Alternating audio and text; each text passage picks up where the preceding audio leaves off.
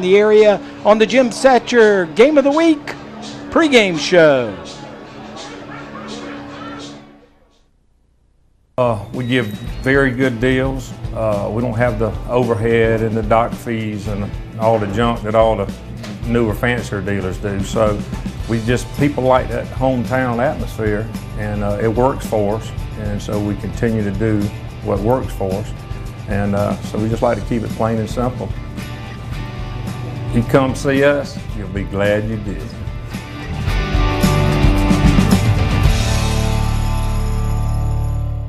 Weekends are for resting, relaxing, and recharging your batteries. A good weekend can also give you the time to catch up on business you couldn't get to during the week. For Security Federal Bank customers, that means banking business. What does 7-day banking mean to your banker? More importantly, what does it mean to you? At Security Federal Bank, being open 7 days a week means just that. That's why our Southside branch on Whiskey Road in front of Target is open for business every day, even Saturday and Sunday. We're proud to be the only bank to be open 7 days a week in Aiken County. Since 1970, Bragg Heating Company has been keeping Aiken and the surrounding communities comfortable. Our factory-trained staff can keep you on top of the latest in heating and cooling technology, and our complete metal shop allows us to make any specialty piece your home may need. We recommend the best systems for your home: Trane, Carrier, Mitsubishi ductless, and Bosch geothermal systems. We accept most major credit cards and offer financing, so when you need your system maintained, repaired, or replaced, call Bragg Heating Company. We're here to make you comfortable. Did you know in the United States someone dies in a drunk driving accident every 52 minutes? I know the statistics all too well. We represent the innocent victims of alcohol-related crashes. We see firsthand the devastation that alcohol can cause for victims and their families. Too often it leads to serious injuries or worse. On behalf of the Chandler Law Firm, a law firm representing injured people, we urge you, please don't drink and drive.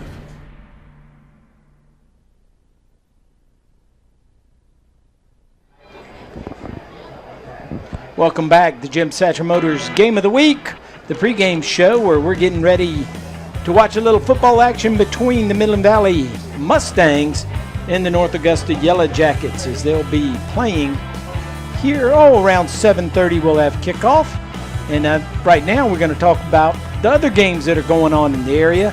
And Coach, we've been doing this for, I don't know, this is year 6? Something like that. Something like that. And we have always been at the Aiken-South Aiken game for that game. This is the first year that we've actually come to this rivalry to see Midland Valley and North Augusta play. So we're excited about that. But, you know, it's a little bittersweet in that we're not going to be there for the big rivalry, crosstown rivalry, Aiken-South Aiken. Of course, that rivalry is a little bit like this one, with Aiken just having pretty much had their way over the years. Yeah, out of the last couple of years, though, South Aiken has won a couple of the ball games, so now we can call it a real rivalry. I think I'm one of those that agrees that if you can't be competitive, then it's really not a rivalry. It's just another ball game. But I think we've got two teams over there that both have things to prove. We're going to have a theme tonight that'll recur.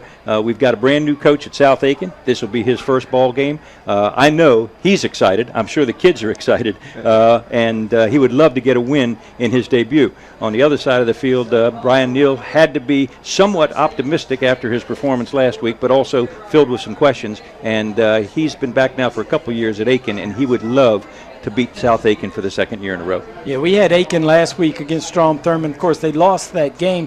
And they had some shortcomings last week. Have you talked to Brian Neal this week? I have not talked to him this week, but after that game last week, he seemed to be confident with what they would be able to do. He said his team was going to have a short memory, and they also learned some things about their team, and Avery Brown coming in and leading them down. He said he may give him some more snaps, so it should be interesting to see what they do with that. And on the other side of that, with Hamilton's first game, and he's bringing in a up-tempo offense that he kind of hopes to be the difference in the game. So we should see what Aiken's defense has to kind of counteract that. Now, Eric, didn't he say, though, he wanted to run the ball more than throw it, or was I mistaken? He does want to run it more than throw it, but he has that, I guess, in his back pocket that he can use if need be. Well, and I think that's a good back pocket because Bowen Smith was the leading passer in the county last year, so that's a good quarterback to have, and he has experience with him now, and I think that could be real important for South Aiken. Yeah, when I talked to Coach Hamilton, met him over the summer at Dakota Watson's camp, he talked about running the football. He was going to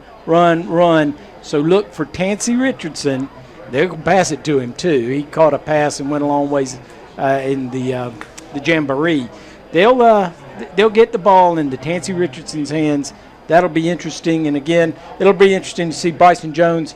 He got pulled late in that game. He'll come back. He can fly. Yeah. So can Sanders. Yeah, they both have a good running threat there. And Hamilton spoke about trying to stop them. He said it's a matter of knowing that you're going to give up some stuff, but not giving up that big play. And you saw Jones run in a couple of big plays last week, and it was almost the difference in the game against Strom Thurmond. And I have a feeling, a kid that we've talked about a number of times over the last couple of years, Brayton Sanders is going to be a little hungry tonight. He did not get much yardage last week. He went into the game very, very confident and was shut down, frankly, by Strom Thurmond. I think he's going to be fired up tonight for a rivalry game and also to redeem the performance of last week and pick up some yardage. And I wouldn't be surprised to see him do that. Yeah. And we're not here. Kyle Dawson is there, and he'll be sending Eric live reports, and we'll be bringing that to you as the game goes on. Other games going on around the area. Williston looking to bounce back. They got clobbered last week by Bamberg. Tonight they're hosting Silver Bluff. Silver Bluff trying to bounce back after losing last week. Yeah, both teams opened with a pretty bad losses, actually. I was not surprised that they got beat, but I was surprised that Williston gave up 48 points. That's a lot of points. We expected them to be able to move the football better than they did in the game.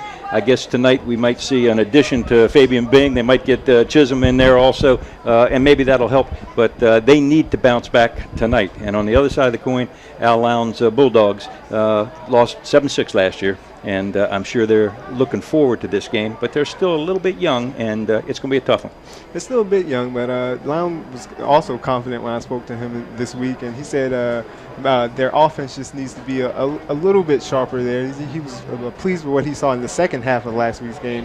They kind of got out to a slow start against Abbeville, who's a strong team, and they weren't able to bounce back despite playing. Lowndes felt they played with them the entire second half, but the hole was just a little too big for them.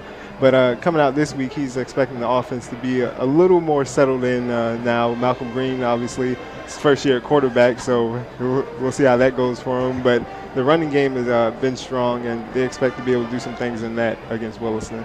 There's some good rivalries tonight. Saluda is going to go down to Highway 1 and play Rich Spring Minetta. They're not too far away from each other. That should be a good one. Well, I got to tell you, Saluda has not lost to Ridge Spring Minetta in quite a while, and they beat them pretty soundly last year. I think it was 40-something to 20-something, and so it's going to be a tough road. Ridge Spring, another one of those teams with a brand-new coach, and it's tough when you're starting out. You got to get adjusted to a new leader, and Kenny Lipsky, I'm sure, is going to do a good job, but it'll be, I think this is a tough road for them tonight. I think it will be a tough matchup. They haven't won in 10 years, I believe, is the number. But with Lipsky coming in, I expect to see, it'll be interesting to see what he kind of brings in and implements in terms of the culture around there to try to turn that around. And also, they have some weapons on offense that can get the job done for them. I know Hopkins is a big guy for them, and it'll be interesting to see what Braquan Preston does at quarterback for them out there this year. Okay, and Wagner Sally is at Bethune-Bowman, and this is the game Wagner Sally won last year. Wagner Sally did win last year, and then the coach now that was there, Ken Tucker, is now at Bethune-Bowman, and I can tell you from experience that those kids at Wagner Sally, as soon as Ken Tucker walks out on that field, there's going to be some of those kids look over at him and say, "There he is," okay? And they're going to want to get him. And I don't mean that in a bad way, but they're going to be very, very competitive, and they want to show their old coach that maybe you should have stayed right where you were. All right. So we've got two teams that have new coaches, and Willie Fox, I believe, is going to be the coach for Bethune. And is that right? No, Willie Fox is coach for Wagner. Yeah.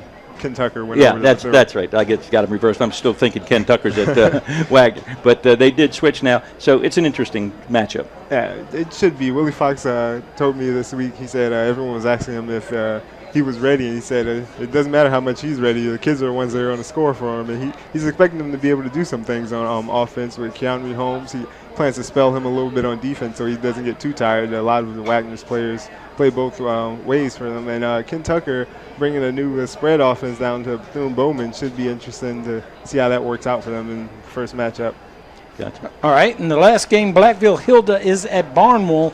Barnwell beat them pretty badly. They beat him soundly last year, and I really like the coach that Barnwell has now, Dwayne Garrick. We followed him for many years when he was at Williston here, but this is his second turnaround at Barnwell, where he was successful in the early 2000s. All right, so I expect that Barnwell is going to be very, very good, and I expect that they'll probably win this ball game.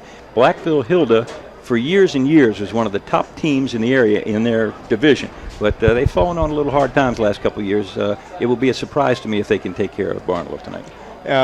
They have fallen on some hard times. They have a Hall of Fame coach there, though, and David Berry, and he has the guys excited. He said they're ready to see some different people out there that they're playing against. They've gotten used to playing against each other in practice, and opening up the season this week, they're excited, and it's a bit of a rivalry, but they, as is a couple of the rivalries that we have this week, they're looking to turn it around kind of and change the way it's been going for them the past couple of years. Yeah, being very familiar with the Barnwell area down there, that's a big deal when Blackville gets to play Barnwell. So I know they'll pull out all the stops and it'll be a great game. We're going to take a break, and when we come back, we're going to get ready for tonight's game. Midland Valley playing host to North Augusta when we return on the Jim Satcher Motors Game of the Week on ASTV and WRDW My 12. Tyler's Tire and Auto Center, founded in 1963, family owned and operated for 50 years and dedicated to customer service with safety of your family, our top priority. Tyler's Tire is a full-service tire retail, tire repair, and automotive repair facility with ASC certified mechanics. Located in two locations, 1019 Richland Avenue West and 1518 Whiskey Road. Let our family take care of yours. Tyler's Tire and Auto Center. You've heard of 6 degrees of separation? In Aiken, it's more like 1 or 2. It's a rare day that I don't go to a grocery store and see a former patient, their mother or father, or son or daughter. That's the nature of practicing medicine in a relatively small town, especially emergency medicine. But that's exactly what got me into practicing medicine in the first place, making that personal connection and helping people I know. People you know, healthcare you trust. Aiken Regional Medical Centers. Late for work or school again? Autotech can get your car or truck running smoothly in no time. Whether late model or classic, domestic or import, Autotech can get the hums and hisses out of your vehicle. Their state-of-the-art computer diagnostics can identify your problem and get you on your way. Bring your automobile today to 460 Silver Bluff Road across from Hitchcock Plaza. Autotech, mechanics you can trust with your family's safety. You can smile. I love to smile. I was so pleased that I could get all of my dentistry work done in just one visit. You can smile. Painless. That's how I would describe it. Here at the Center for Dentistry, it has been a wonderful experience. With the comprehensive nature of this office, this one office, I can bring my family here and we can have it all done at one place. You can smile. Center for Dentistry, 1391 Silver Bluff Road, Aiken. Unique Expressions in the Mitchell Shopping Center is a treasure chest of gifts for all occasions. The Collegiate Collection is second to none. South Carolina, Clemson, Georgia, ACC or SEC. Support your favorite school. From clothing to mailboxes to tailgating items, Unique Expressions has them all. Handbags by Spartina and the Vera Bradley Collection, and a U.S. Post Office on site for your mailing convenience. Stop in today at Unique Expressions, 1521 Whiskey Road.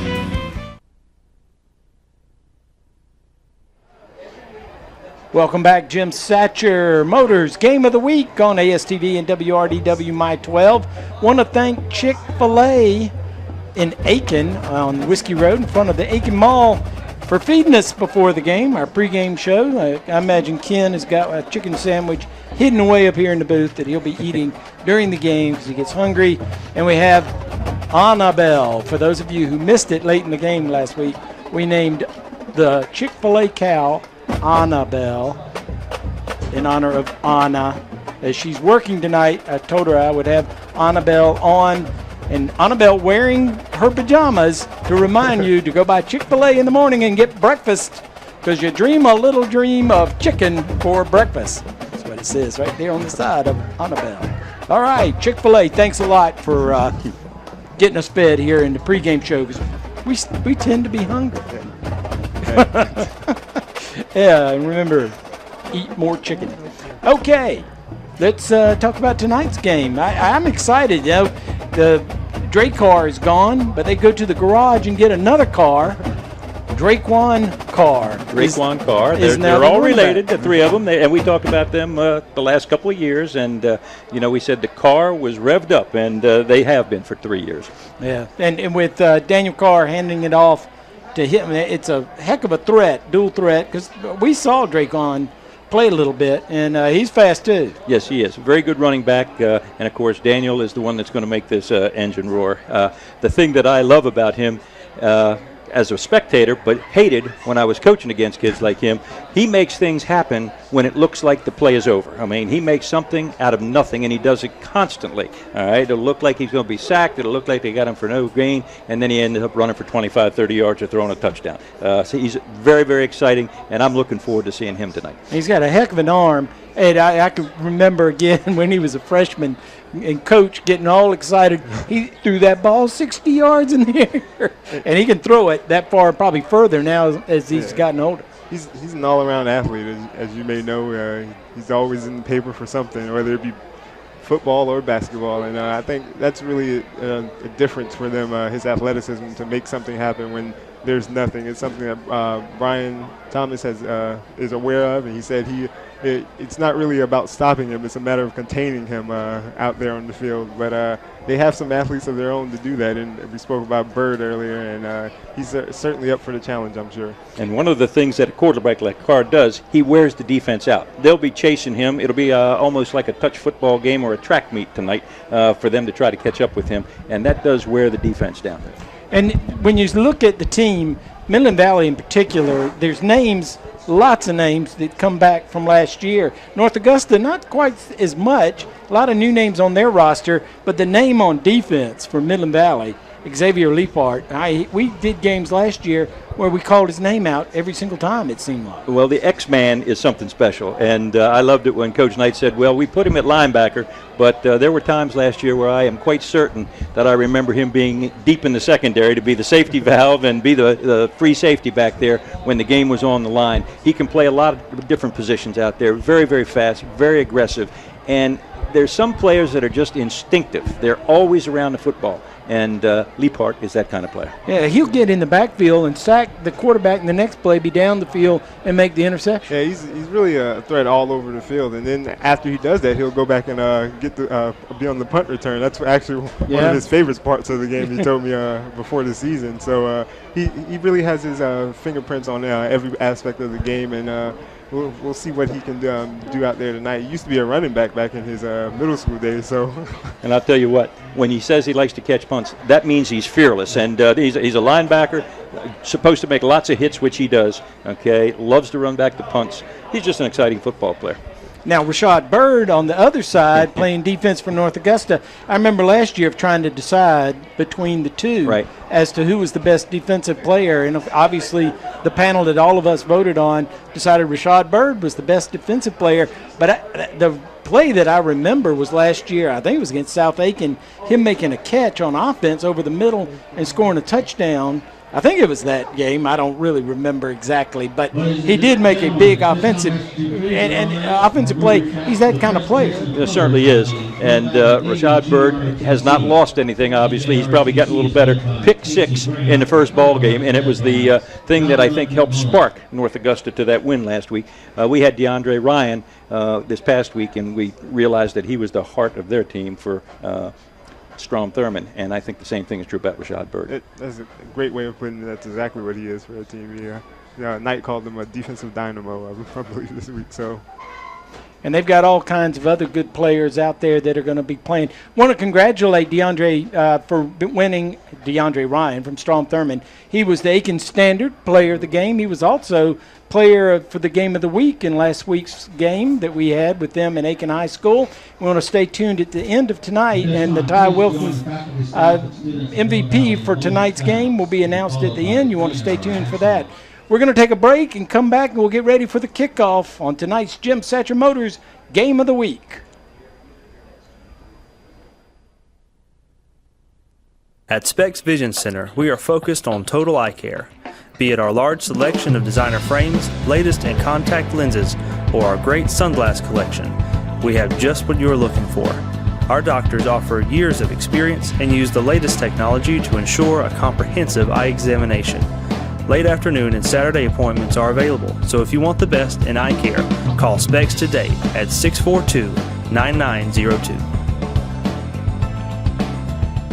Choosing a physician you can trust with your family's health is an important decision. University Medical Associates has been dedicated to your health care for over 20 years, and Dr. Humans and his staff are ready to provide the quality care you and your family deserve. With short wait times, walk-ins and same-day appointments, an in-house lab by Quest Diagnostics, and 24-hour turnaround on sports physicals, it's no wonder Dr. Humans was selected Best Family Doctor in Aiken's Choice 2015. Come see us today, 934 Doherty Road in Aiken.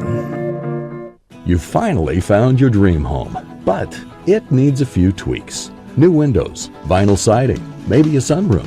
Who do you call to do the job right? Since 1963, Bates & Sons has been proud to offer quality products for your home, installed with unsurpassed workmanship. Check out our latest jobs on Facebook, and you could win one of our monthly giveaways.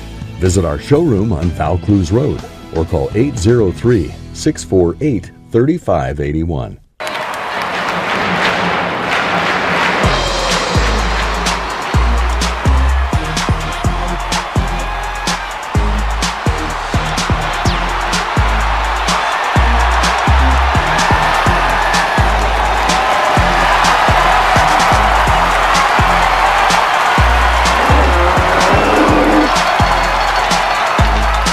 Half lemonade, half ice cream. Frosted lemonade, starting at 240 calories.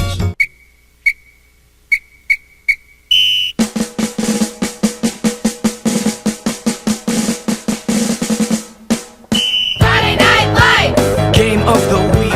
Friday Night Lights! Quarterback sneak. Friday Night Lights! Here's the call.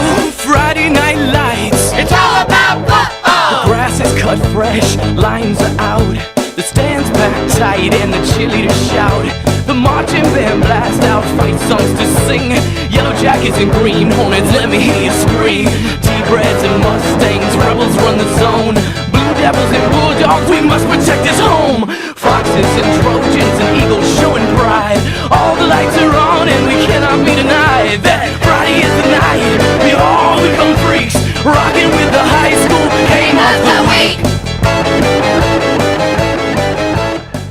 Welcome to Midland Valley High School, right here on the campus of Midland Valley High School, where the Mustangs roam the field. And tonight they play host to the North Augusta Yellow Jackets as they travel down Highway 1 from North Augusta here in the Valley. We have the fans packed tight in the house tonight. The visitors side, I don't even see a spare seat over there in North Augusta. They'll be standing on the fence, ringing the area, and then over here on the home side, they're filling it in too. This is the first time that we've gotten to do the Midland Valley North Augusta rivalry, and Coach, I'm excited to be here. This is a great crowd. I'll tell you what, I have not seen this many people turn out as early as these fans turned out tonight on both sides of the field. They are packed on each side. They got people standing around the fence, the perimeter of the field. It's going to be an exciting night. It's almost like deja vu for me tonight, okay? The last football team that I coached as a head coach up in Maryland, our colors were the exact same as Midland Valley. When I walked in here tonight, saw all this orange and blue and white. It looked like the cheerleaders that I remember and the players that I remember from many years ago. So it should be an exciting night. Both teams ready to play tonight, and the Midland Valley people, the ones that I talked to coming in here this evening, this is their year. They believe that they're going to break the string. They haven't won against North Augusta since 1998. They think this is the time to do it. They really do. You get the feel, the buzz around the area that they think that they're going to break this series streak of North Augusta's. North Augusta hasn't lost to Midland Valley since 1998. That was in Dan Pippin's first year at North Augusta. So you know Midland Valley wants it bad, but on the other hand, North Augusta doesn't want to lose that streak. I've been involved in the streak between Aiken and South Aiken, where South Aiken just could not beat Aiken. I think that one went on for 17 straight games before South Aiken finally beat Aiken. It was an amazing streak. So I know how much the Aiken guys wanted to win that, to keep that going, and how frustrated the South Aiken people were about that. So it's got to be the same parallel here between these two. Exactly. We got the captains. Who are the captains? Yeah, we got the captains for the visiting North Augusta squad. Number 4 is Jalen Patton. Number 5, Defensive Player of the Year last year, Rashad Bird. Number 52, Jules Williams, big defensive tackle. And number 99, Joe Mozone, 285 pounds worth of defensive lineman. And you'll see him in the backfield. He had a couple of sacks last week and looked like he was causing havoc in the little bit of the game I got to see in rerun last week. For the Mustangs, okay, we've got the following captains. Jaquan McCorkle, number 5, wide receiver. Okay, number 25, we talked about him in the pregame. That's Xavier Liepart. Number 75, big defensive end, is Michael Bayham. And number 82, also the middle linebacker, Skylar Curry. Interesting that Daniel Carr, a senior quarterback, is not one of the captains. As a coach, were you inclined to put your quarterback as the captain, or? Oftentimes he was, sure. Okay, and I also like to rotate the captains a little bit. And they may very well do that. I don't know what Coach Knight's policy is. But at any rate, we got the two big defensive players out there. They're shaking hands and hugging each other. It's going to be interesting. And we're moments away from both teams coming down. North Augusta brought their big blow-up helmet, and they're sitting in there waiting for the captains. In Midland Valley now coming down the hill as they have the tradition of touching the Mustang as they come on the field through the crowd. And their captains have met them in the end zone. This really does have a big game feel to it, Ed, and quite frankly, I think it's pretty nice of Midland Valley to let North Augusta bring not only their fans over there, they got a band over there, they got some of their crazies over there with no shirts on, and they're painted all up. They let them bring the helmet in here to blow it up, and now they got the smoke. Most teams that I know wouldn't allow that to happen, but I guess that's a pretty nice relationship that they have between the two schools. Well, plus get you fired up. There they are. They're coming out on the field, and we are moments away from the kickoff here for tonight's Jim Satcher Motors Game of the Week. And as we've said, this is an exciting game. North Augusta beat Lakeside last week over in Augusta. They went across the river. It was a close game 2 years ago, but last week North Augusta had their way, so they're 1-0. And from your perspective as a coach, do they have any advantage at all by having played a game? I really believe they do. Yeah, I think that one game that they've played could be huge tonight. They got some of the fumbles and penalties out of the way, I'm quite certain, and they're ready to roll. The other thing that you risk, if you play ahead, is that you could have an injury. I don't think that was a factor at all in the ball game from what I understand. Midland Valley, however, they got the fresh legs, and they're also hungry to play against somebody else, so that may play in their favor. Plus, they get film to scout and see what North Augusta did. Midland Valley's a little bit of an unknown. Of course, they did get to see each other play in the Jamboree and whatever you can glean from that. I remember Dan Pippin used to play the Jamboree very close to the Vez. Didn't show anything as far as from a scouting point of view. I believe that North Augusta won the toss, deferred to the second half, so they will be kicking off and defending the south goal. Deep to receive, number 25 is Xavier Liepart. As we said earlier, he's a great defensive player, but he loves to return kicks, and they're going to kick away from him. Bounces it up there, and that's number 7, which is Stephon Morrissey. Makes a man miss, gets around to the corner, goes to the 36-yard line, and that is where the Mustangs will put it in play for the first time this evening, first time in 2015. First and 10. And that's a pretty good return. They got good field position to start the ball game. All right, let me give you the offensive line while we got a moment here for the Mustangs. Number 51, John Cogburn, center. Number 64, Sailor Glover, left tackle. Right tackle is Deshaun Felder. Left guard, Lucas Rollins, and the right guard is Will Grandy. 2 cards in the backfield, Daniel and Drakewan. Daniel fakes, rolls, throws over the middle. And that was Xavier Liepart at wide receiver who broke it up. That could have been anybody's ball. I believe that Daniel kind of threw that up for grabs. Well, he was lucky to get the pass off. There were 3 North Augusta people in the backfield before the ball almost. Huge amount of pressure. 3 split wide to the left. Nobody to the right. Sends Carr in motion. Going to flip it out to him. He can't hold on. That's going to be an incomplete pass.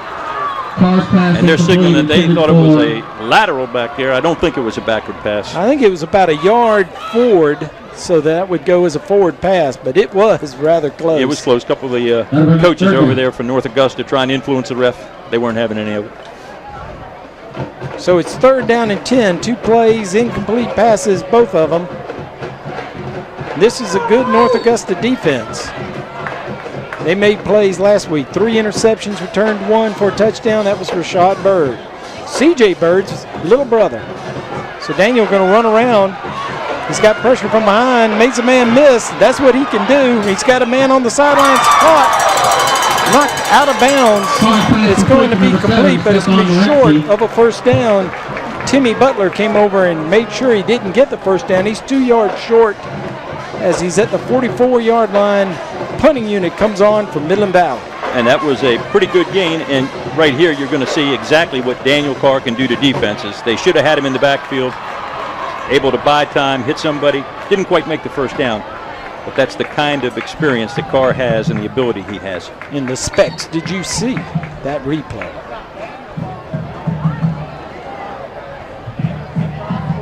All right, first punt for Midland Valley of the season.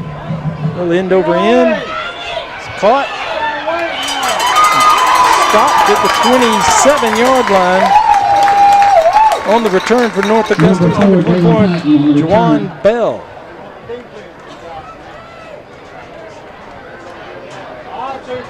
So here comes our first look at North Augusta, and they've got a sophomore quarterback, Landon Washington, who runs their offense. Had a good ball game last week. Had 2 rushing touchdowns and a throwing touchdown. The report that we got on him was that he's very, very capable, very exciting player. He's just a little young. He's only a sophomore.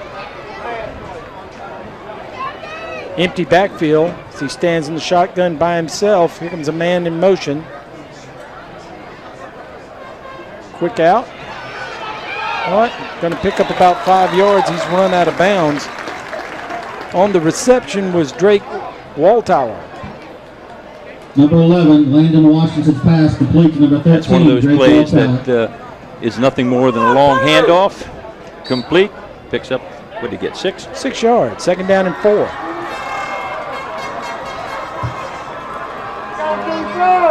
Now Tavian Price joins Washington in the backfield.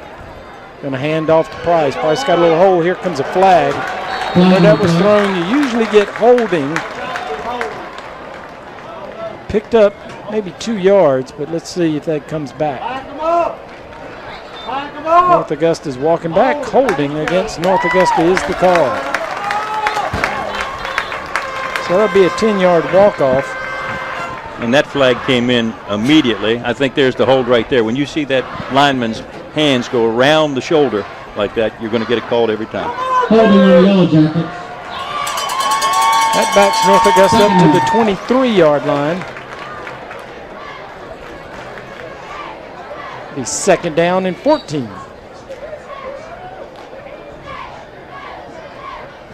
Now the North Augusta teams that we've seen in the past, this is where they actually got better, is when it was in long yardage, whatever down it was.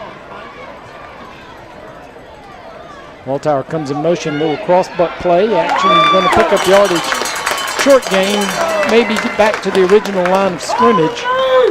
I think we'll give him 3 yards. It'll bring up 3rd down and 11. Michelle Bird on the carry, stop by number 82, Skylar Curry. And that was Tavian Price on the carry.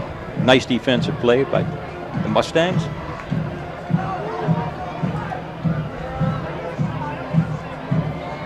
North Augusta with 3 wides split to the right, 1 to the left.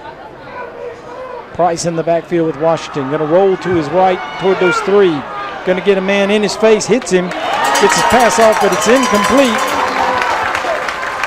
Good defense by the Mustangs. So North Augusta with a 10-yard holding penalty goes 3 and out.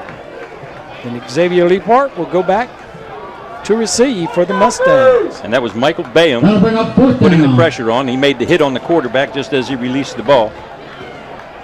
Now Rashad Bird is the punter for North Augusta. So again, you have to watch him. He gets off a nice punt. Leopard with the catch at the 34-yard line, brings it up to the 42 where he's stacked up. Return brought down at the Mustangs. So it'll bring up first and 10 for the Mustangs as they'll get their second opportunity here in the first quarter. It's a Everett Chandler Law Firm 1st and 10. Nice coverage on the punt that time by North Augusta. Leapart didn't have any blockers over here. All you could see was Leapart in his blue and 3 of the defenders for North Augusta. Makes me think that maybe somebody thought it was a right return instead of a left return, or something must have happened there. Well, let's see if Midland Valley tries to run it. Didn't get anything going passing, and there is Draquan Carr. Gets a hold, moves up to the 50-yard line. Picks up 7 yards. They're going to back it up to the 49. Give him 6. 2nd down and 4. Positive play. Very, very good. So after going 0 for 3 and passing in their first possession, Midland Valley puts it on the ground, picks up good positive yardage. Rides it off. Tried to make the edge. Couldn't make it. Got back to the line of scrimmage.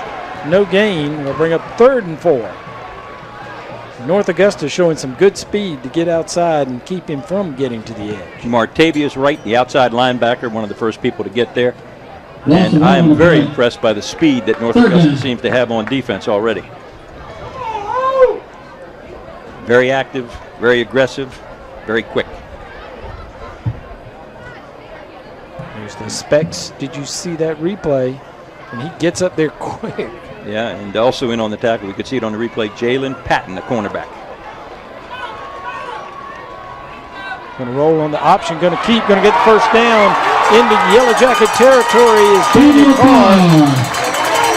And he's down at the 38-yard line. North Augusta lucky not to get a late hit as somebody came in after he was down. No flag on the field. So that's the first down of the game tonight. Daniel Carr does it with his legs. 14 yards on the carry for number 1, Daniel Carr. That's good for another Mustang. Now, when Daniel makes the right read on that kind of a play, he can be very dangerous, and he did that time, obviously. Okay. We saw Bryson Jones keep twice last week on those option plays, doing the read and going long yardage. I think Daniel can do it tonight too. Here comes another pass over the middle, caught. Nice catch that time. Coming across the middle. Complete to number 10, DJ Boyd. That's the first time we've seen DJ Boyd get into the action. And what a difference it makes when you have time. Good protection this time, no pressure, just a little slant. Well thrown, nice completion. Pick up 6 yards on the play. Picked up 6 yards, 2nd down and 4. This Midland Valley has the first drive of the game. Now going to fake it. There's Leopard in on offense. North Augusta was ready for that. Did a little pump fake to the right, pitched it. I believe that ends up being a forward pass, doesn't it? Did he pitch that ball or hand it off? Yeah. It's a forward pitch. It's a pass. Yeah, that's so right. It's a complete pass, but it actually loses 2 yards. 3rd down and 6. Yeah. 3rd down and 7 for the Mustangs. It looked good until he got to the edge, and here came North Augusta. They stayed at home. Tried a little deception and completed the little lob pass, but really no gain. And it looks like we're going to have a sideline warning for North Augusta as the referee comes over. So that's the first sideline warning of the game for North Augusta.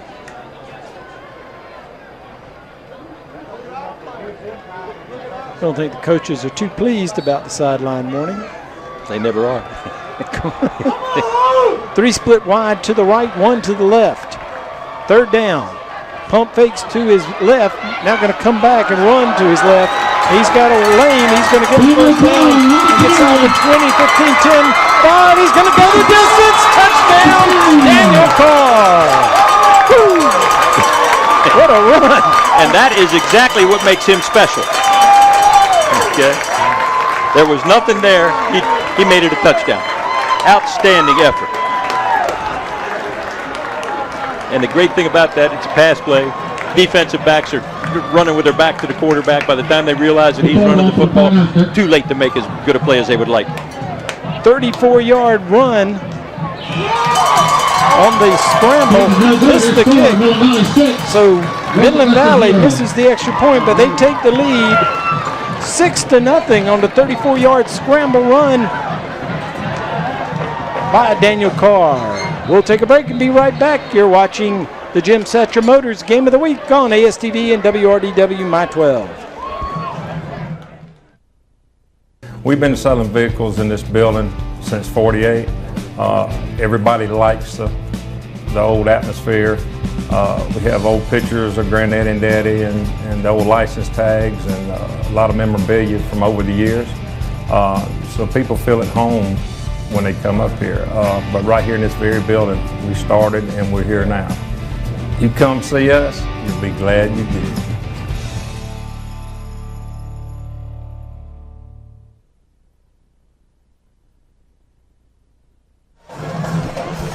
Here's the specs. Did you see that replay? And I tell you what, he's being recruited by small colleges. Major colleges might want to look at this kid. He really makes some good moves here. He's got great vision, obviously, and knows where to take the football. That's terrific effort. That's against a fine defense. Absolutely. All right. 6-0 Midland Valley leads over North Augusta here with 7:02 in the first quarter. For the Yellow Jackets, Patton, Price, and Bell. Thomas McCord, the kicker for the Mustangs. Kickoff. Tavian Price deep to receive for North Augusta.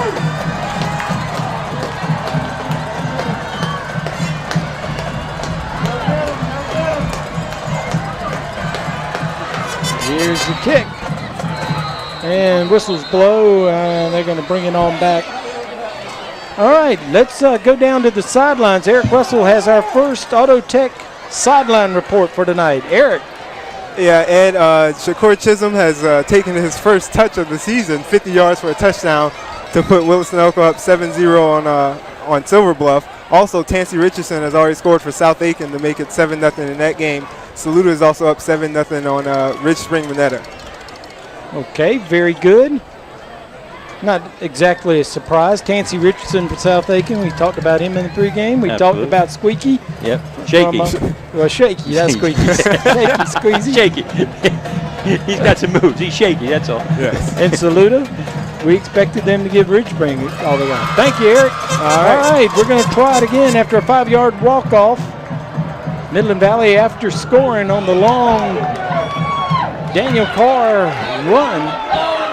Number 24, Bell on the return.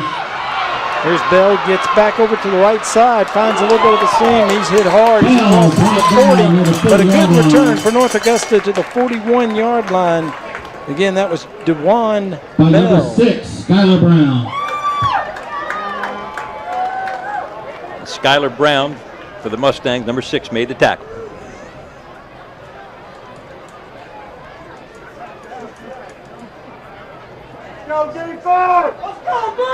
So North Augusta, who went nowhere on their first drive, a holding penalty backed them up, and they went 3 and out. So they'll try to duplicate what Midland Valley did on their second possession. Get down the field and score a touchdown. Yeah, here comes a flag in. I believe that's going to be Midland Valley encroachment. I don't know. I think the line for North Augusta may have moved. Let's see what they call.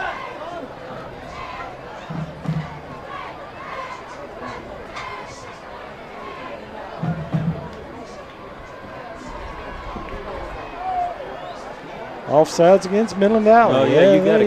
You got it, Ed. They leaned up in there, and in high school football, once the offense is set, if you break the plane, you're offside. 5-yard penalty, So, first and 5. 5 free yards for North Augusta. On their own 46. Moves it to the 46-yard line. First and 5. Washington, quarterback. Price beside him.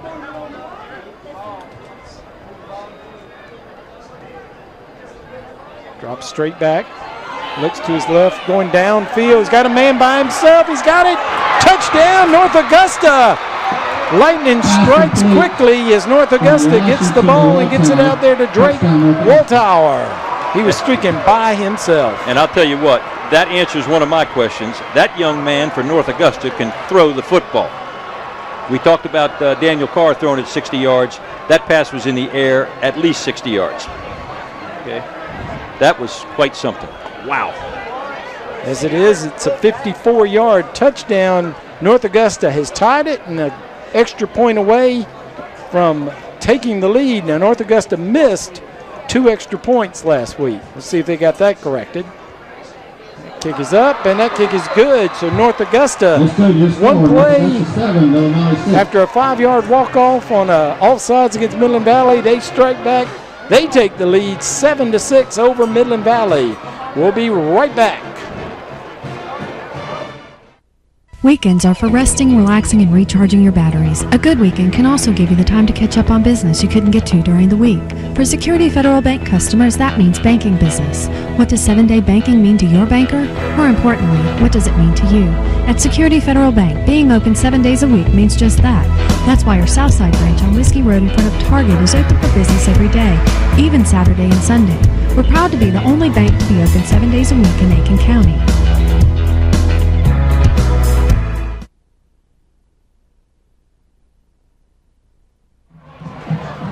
Seven to 6, the Yellow Jackets lead the Mustangs of Midland Valley, striking quickly after the nice run by Daniel Carr for the touchdown on the quarterback scramble and missing the extra point. They kick off, have a 5-yard offside penalty, and then a 54-yard pass. Washington, the Waltauer, and North Augusta takes the lead 7-6. Another kickoff over to the side as they keep it away from Xavier Leipart. But that may come back to haunt him. He breaks into the open field, breaks away across the 50-yard line to the 41. And he was a one step from going the distance. He's returned both of the kickoffs to start for the Mustangs, Stefan Morency. Okay, and he had a great run. Hey, these kids are excited on both sides of the field tonight. The Midland Valley home side was screaming off sides once he broke into the clear. No. Don't make a call. And I think they were right. I think there was somebody off sides, but did not get the call. And we don't care. Yeah. First and 10, Mustangs from 41-yard line. line. Yellow Jacket territory again, and Daniel Carr leads them back out.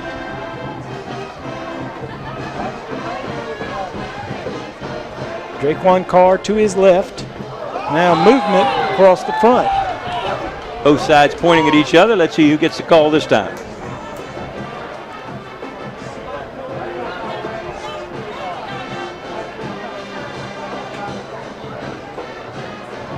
Our referee will make the call. Offsides against North Augusta. And I thought that they probably did move first. Didn't know whether they broke the plane. That's a 5-yard walk-off. First and 5. Now let's see if they can strike the same way North Augusta did after the 5-yard walk-off on the offsides call. 36-yard line. Quick pass out. This is Leipart. Leipart finds a seam. Gets outside. Going to be driven out of bounds, but not before he picks up the first down. He gets down to the 21-yard line. A 15-yard pickup. Aaron Maddox on the stop, and some of the fans over here on the Midland Valley side did not like the way he treated Leipart once they were well out of bounds. No flag. I think he was just completing the play. I think so, too. It is football. They're wearing pads for a reason. That pass is good for another Mustang. 14 yards on the play. Ball's at the 22-yard lines where they spot it. That's a Chandler Law Firm. First and 10. Midland Valley tries to get back into the Tyler Tire end zone. Carr looked to go left, came back, now runs through the middle, picks up positive yardage. He didn't have much to his left, came back to his right and went straight uphill and gained 7 yards. Combining for the stop. He is flat out scary. If you're a defender, you don't like to see him with the football. Second down and 3.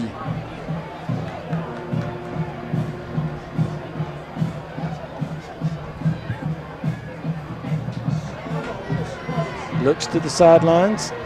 Got 2 wide receivers split to the right, 1 to the left. They keep a wing in, sort of a half wing tee here from the shotgun. Now in movement, and I believe this time Midland Valley moved to cause that. Flag on the play.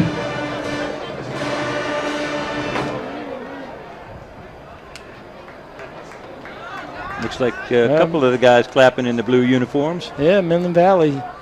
Looks like they're going to get them offsides again. First man on the defense. The reaction of the left tackle for Midland Valley was what made me think that they'd gotten Midland Valley on that. North Augusta going to call timeout. So we've got a Bragg Heating Company timeout on the field. We'll take it with them. We'll be right back. Did you know in the United States someone dies in a drunk driving accident every 52 minutes? I know the statistics all too well. We represent the innocent victims of alcohol-related crashes. We see firsthand the devastation that alcohol can cause for victims and their families. Too often it leads to serious injuries or worse. On behalf of the Chandler Law Firm, a law firm representing injured people, we urge you, please don't drink and drive.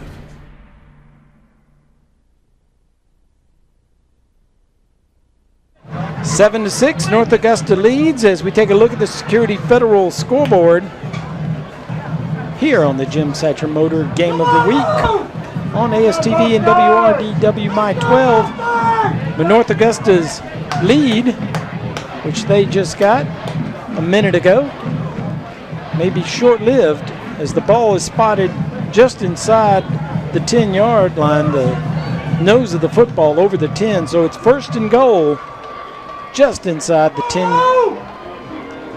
Daniel Carr, hands off. Draquan Carr up the middle, scores, touchdown, Midland Valley. The other Carr gets into the end zone, the Tyler Tire end zone on a 10-yard run up the middle. Outstanding play. Great blocking up front, and I am really impressed by the offensive lines of both these teams so far in this ball game. They are moving some people. So after missing the extra point their last time out, they're going to go for 2 as we get a look at this touchdown run on the specs. Did you see that replay?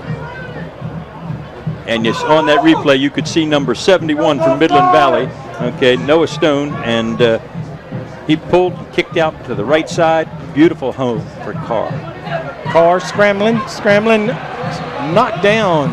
So the try for extra point is no good on the sack. North Augusta stops him on the extra point again, but Midland Valley takes the lead 12-7 with 5:27 left to go in the first quarter. This one is wide open, Coach. This is wide open, and it's fun to see two teams that look like they're in mid-season form, and it's only week 1. I know North Augusta's already played one, but this is week 1, and both these teams look sharp offensively.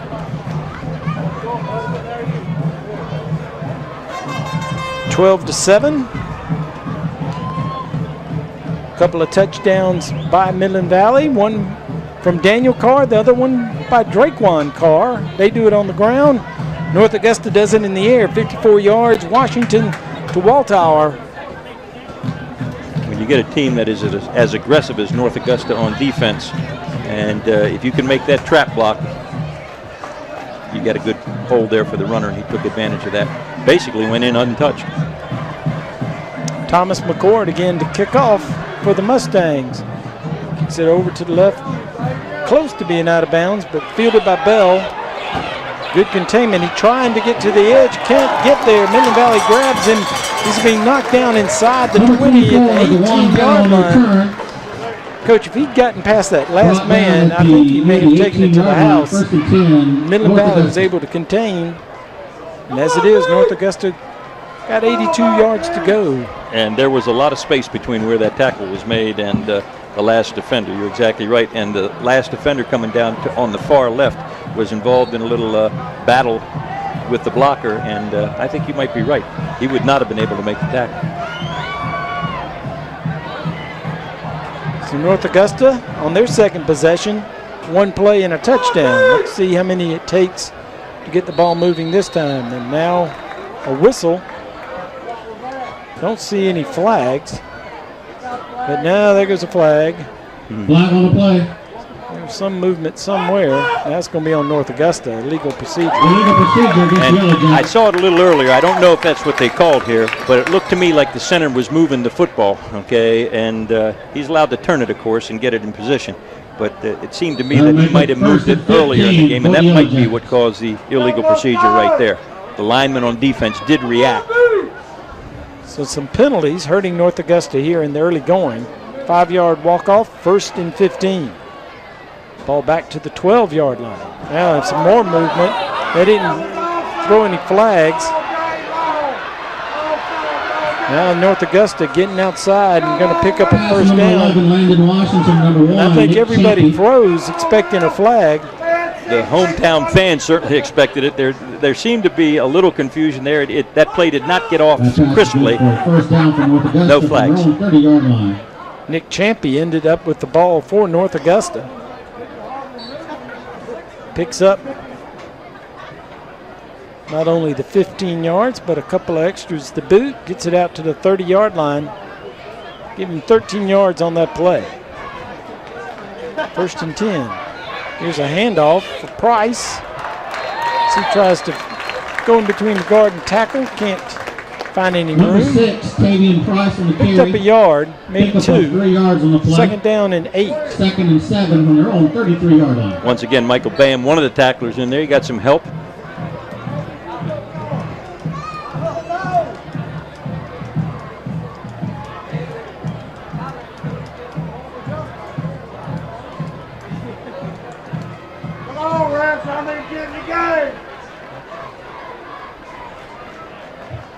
North Augusta comes set, brings a man in motion. Champy. Now here comes a flag. Washington looked like he was going to have some pressure, but the whistles were blowing. And I think that Champy may have started too early out of his motion. That's my first thought, too.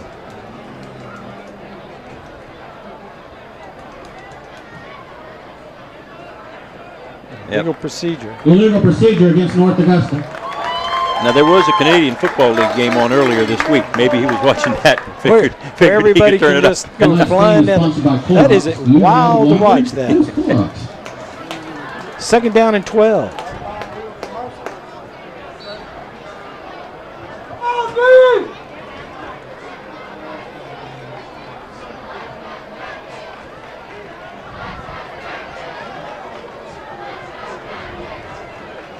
Two split wide to the left, 2 to the right.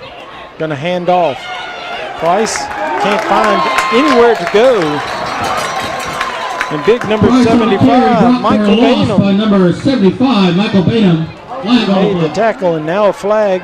We were all commenting earlier how great it was not to have a bunch of flags after last week's. We got a face mask against Midland Valley. And that one will hurt because they had a nice defensive surge there. Stood the ball carrier up with at least no gain, probably a little loss. It's going to be a big 10-yard penalty, maybe 15. 5 or 15. Looks like it's going to be the larger version. Yeah, that's a 15-yard one. 15-yarder. Going to move the ball all the way out to the 43-yard line. Come on, defense, strike it off. So Midland Valley giving some penalty yards up, just as North Augusta has done, and helping North Augusta get down the field. Everett Chandler Law Firm 1st and 10 from the 43. Back to pass, looks to his left. Now they're going to scramble out. Going to throw it, find a man in the middle. Got some room to run, makes a man miss, gets across the 40, down to the 36-yard line, and that's number 21, Brent Coach. I'm really impressed by the poise of Washington. Okay, took his time on that play, let the man come free, delivered the ball very calmly, and nice run there by Coach once he received it. Actually, a pretty difficult pass running to his left to throw across his body. Made a good pass, had a man wide open, put it where he could catch it. Doesn't panic at all. Chandler Law Firm, 1st and 10. Well done. 36-yard line. North Augusta on the move, trails 12-7. In Mustang territory now. Hands off to Price. Price dodges, gets across the 35, but hit hard as he gets to the 34.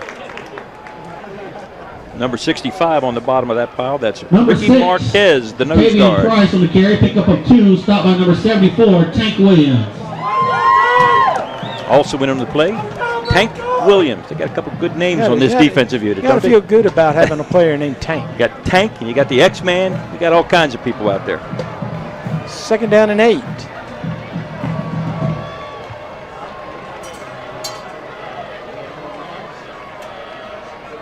Going to throw quickly back to his right. Got a wide receiver out there. Gets good yardage. Gets past the 25-yard line to the 24. Be good enough for another Chandler Law Firm 1st and 10. That was Jalen Patton, number 4 on that reception. He's one of the few players for either of these teams that starts out both ways. Wide receiver and then a cornerback on defense.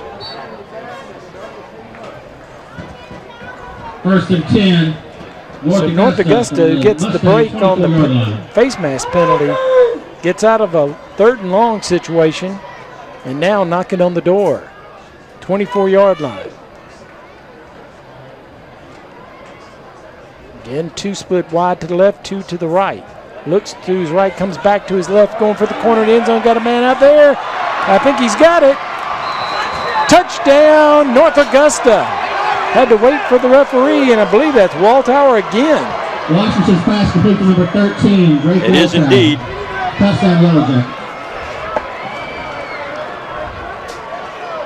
Nice throw, nice catch. Only person on the field that could have caught it was the man who caught it. And I'll tell you what, Washington has a tight spiral. He flat out has a rifle. He fires that football 15, as well as anybody I've seen in this area in a long while, actually. Looks terrific. That kick is up, no good. So both sides have missed kicks. North Augusta, though, takes the lead 13-12 on the Washington to Waltower. The first one was 54 yards. This one, 24 yards. They lead 13-12. 2:02 left to go in the first quarter. We'll be back.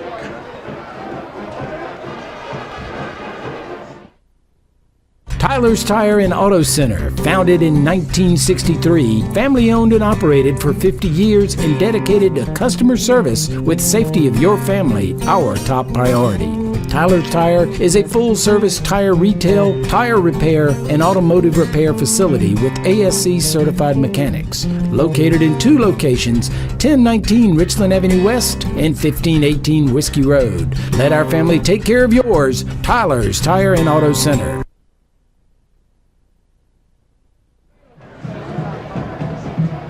The North Augusta side celebrates as they scored the touchdown to go up 13-12.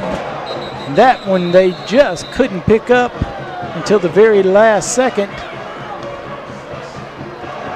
He keeps it. Brown on the return. Skyler picked up. Skyler Brown. 1st and 10. Mustangs drawn 20-yard line. Made a good effort just to control that football. Let's look at the specs. Did you see that replay touchdown? Sets up nicely. Boy, and I like the way he's got that flick of the wrist that some of the good quarterbacks have. Very impressive. Pretty good defense, but a better catch and touchdown for North Augusta. They lead 13-12. Just under 2 minutes left to go here in the first quarter from Midland Valley High School. Back to pass, going to throw one, caught, gets away and gets big yardage to Stephon Morency. 23 yards for Stephon. And here comes Midland Valley. And we've seen Morency on the kickoffs. He's returned 2 of them, and he looks exciting and makes a nice route there. Good throw by Carr, and nice pickup. 3 split wide to the right, 1 to the left. Here we go on the option. Going to pitch this time to Draquan. Draquan gets away but runs back and going to lose big yardage on that play. It's be a loss of 7. I'll tell you what, that's the way to defend the option. They flattened it right down the line, and he had to pitch the football, but there was nowhere for Carr to go. 16 for Midland Valley. 2nd and 17.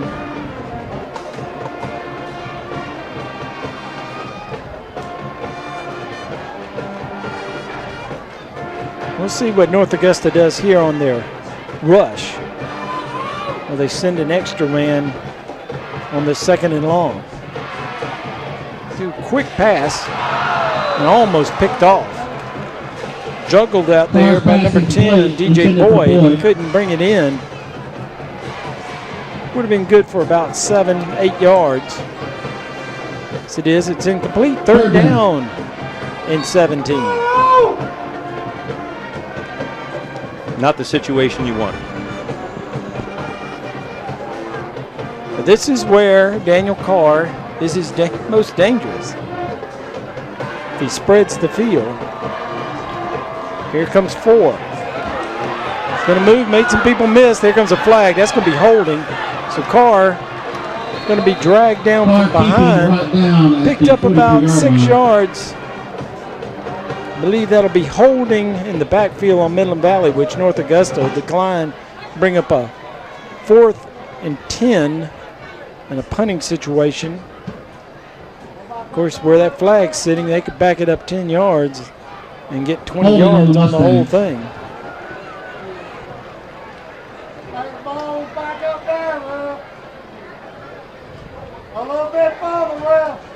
North Augusta is not going to risk it, and I agree with that. Don't give Daniel Carr the opportunity, no matter how far it's going to be from a first down. Yeah, and they're going to have to punt the football. So the punting unit comes on the field for Midland Valley. Pickup of 7 yards for Daniel Carr on the run. Will bring up 4th down. Slows down touchdown derby here in the first quarter a little bit. And I'll tell you, on the first punt that they had, the punter was very close to his personal protectors on the kick.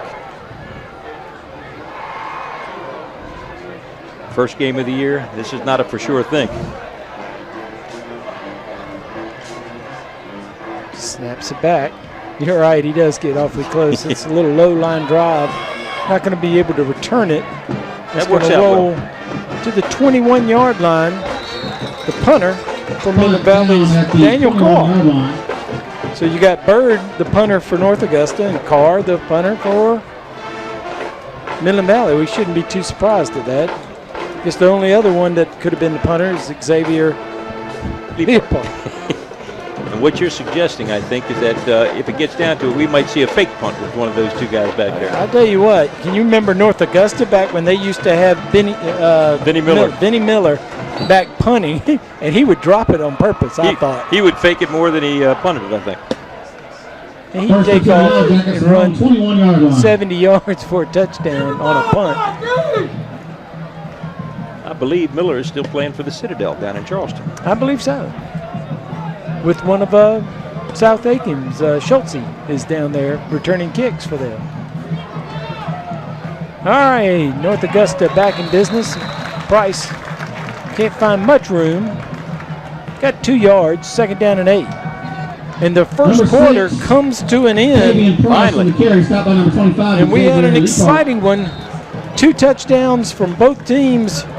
1 extra point by North Augusta gives them the lead, 13-12 over the host team, Midland Valley. We'll take a break, come back on the Jim Satcher Motors Game of the Week on ASTV and WRDW My 12. Choosing a physician you can trust with your family's health is an important decision. University Medical Associates has been dedicated to your health care for over 20 years, and Dr. Humans and his staff are ready to provide the quality care you and your family deserve. With short wait times, walk-ins and same-day appointments, an in-house lab by Quest Diagnostics, and 24-hour turnaround on sports physicals, it's no wonder Dr. Humans was selected Best Family Doctor in Aiken's Choice 2015. Come see us today, 934 Doherty Road in Aiken.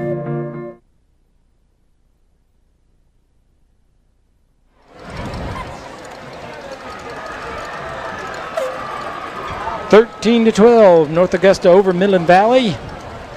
Don't forget, for all your tailgating needs, we've got a huge crowd here tonight, and I'm sure there was some tailgating before the game here at Midland Valley. And our ultimate tailgate sponsor is Unique Expressions over in the Mitchell Shopping Center on Whiskey Road. Go by and see them for all your tailgating needs, whether it's high school, college, or pros. They've got it at Unique Expressions. All right, we start the second quarter. North Augusta 2nd down and 8. Handoff, breaks away, going to get a couple yards, going to bring up 3rd and 5. Let's go to the sidelines. We've got an Auto Tech sideline report with Eric. Eric, what you have? Yes, South Aiken is up 14-7 on Aiken after the first quarter, and there's some other scores around the area. Silver Bluff has taken a 14-13 lead on Willis and Elko, and Barnwell is up 16-0 on Blackville Hilda. All right, thank you, Eric. All right, Mustangs, it's 3rd down. Sounds like we've got good games going on in all the area teams. And again, Kyle Dawson at South Aiken game, keeping us up to date. 3rd down, long 4, going to get the first down. Pass was complete to Brent Coach. Did a good job of breaking some tackles, gets all the way up to the 40-yard line, where it'll bring up a Chandler Law Firm 1st and 10 at the 41-yard line. And that was well executed. He came from all the way across the field, just ran a drag route underneath the defense and picked up the first down easily.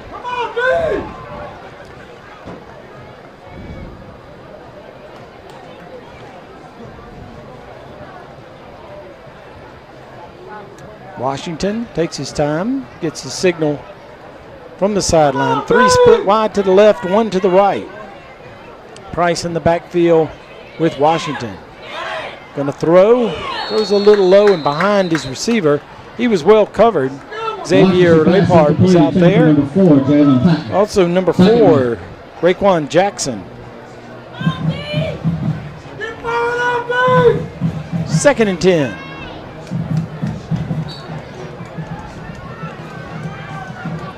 Get the feeling that both teams are settling in now a little bit. But they looked a little bit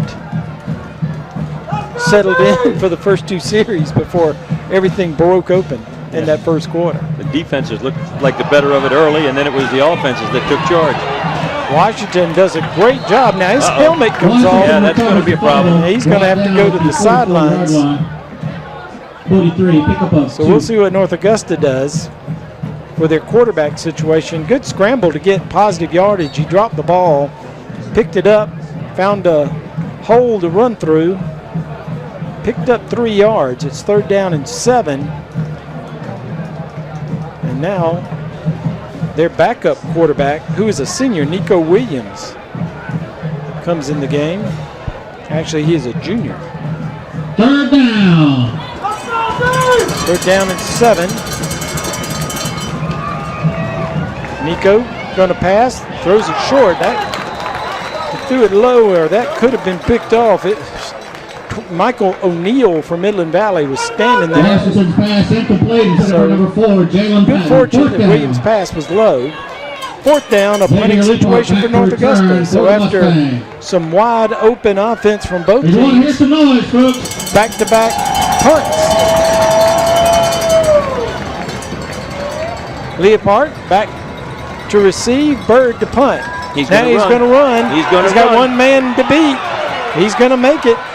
Slides in at the 46-yard line into Mustang territory. And we said it earlier that he would do that, and he had one man back there, and it was just too easy for him. He made a good decision, and that was an easy play. And as they lined up the punt, I'm looking, they're in midfield area. He had no intention of punting that football.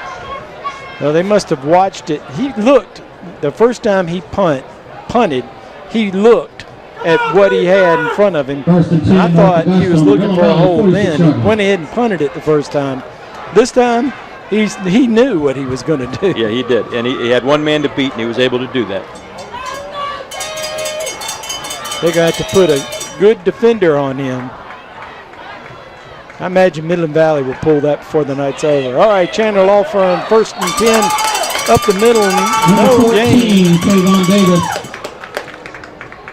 They may have said he picked up a yard. Davion Davis back there. Pickup of 1 for North Augusta. Second down and 9. I've been impressed with the Midland Valley defense against the rush. Well, you know, this is kind of a game where the defenses look good at times, the offenses have looked good at times. Well, they've been a little susceptible to that pass to Walltower, Washington rather, to Walltower. But on the run, they've been good. They're going to go deep again. He's looking downfield this time. I believe he was looking for Patton that time, or Champy. Landon Washington's pass, incomplete, intended for number 4, Jalen Patton. Patton was on the fly. Good coverage by Midland Valley that time. They got back. 3rd down and 9.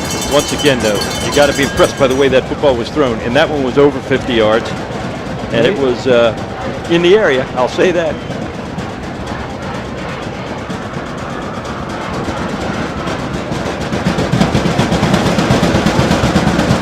Midland Valley crowd stomping their feet, making noise. Dump throws over the middle. That could have been picked off as it falls incomplete. We'll have another punting situation. How much you want to bet they'll have Bird covered on this? I think they had somebody that was supposed to cover him last play, too. Well, I think they'll have 2 this time because the one could not contain him.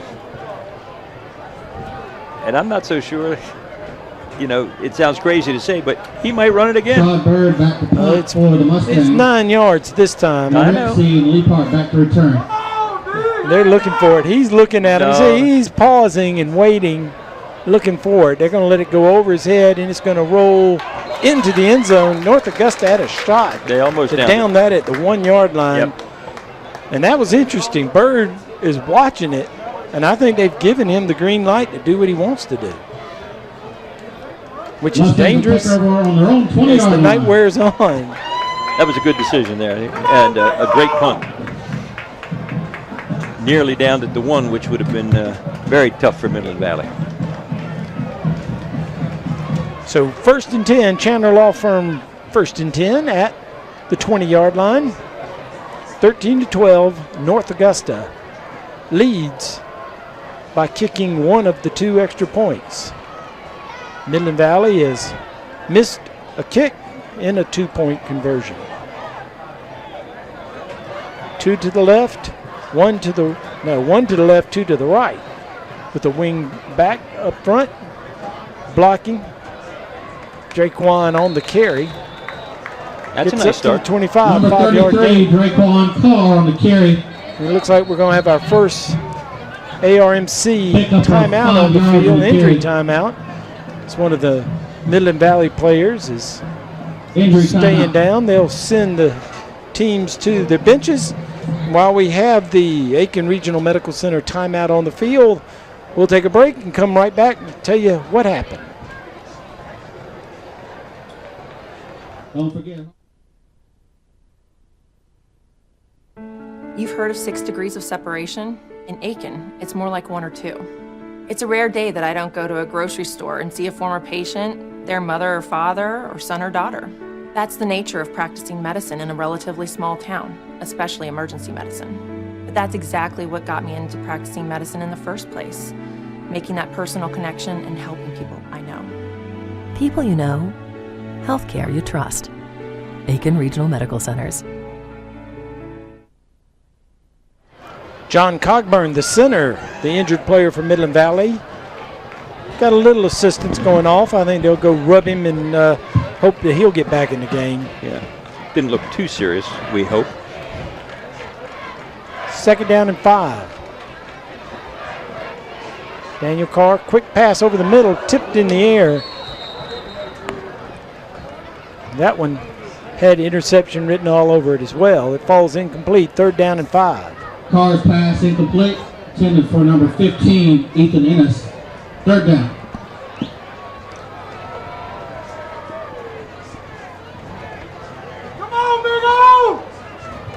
So Midland Valley's defense, we talked about them. North Augusta's defense seems to have settled down too. But here comes Carr. He gets out of the backfield. He's not going to make it. Oh. He stretches. Let's see where they spot him. That's going to be interesting. I think they spot him about a yard short. Actually, they're going to spot him 2 yards short of the 1st down. Needed to get to the 30. I think he stretched out at the end while he was on his knees. So it'll bring up 3rd down and 2. Good job by North Augusta on defense to contain. So you got 3rd down and 2. The ball's at the 28-yard line. Now remember, Daniel Carr is the punter.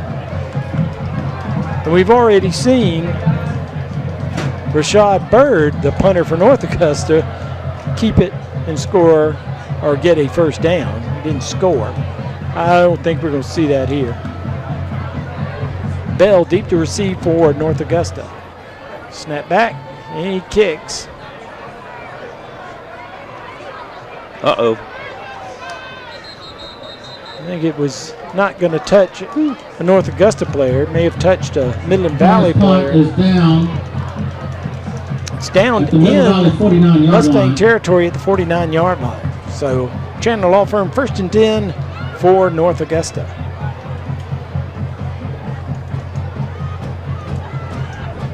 The last few years, as we've watched North Augusta play, toward the end of the 1st half, it is not uncommon to see them march right down the field and put points on the board. Wouldn't be shocked to see that again tonight. They've shown the ability to quick strike. 3 to the right, 1 to the left, going over to the right. Champy, that light might have been a flea flicker type of play. I don't think he was actually going to ever pitch it, but he ran backwards and lost yardage. He sure did. Pass complete to number 1, Nick Champy. Made it a very short gain, 2 yards.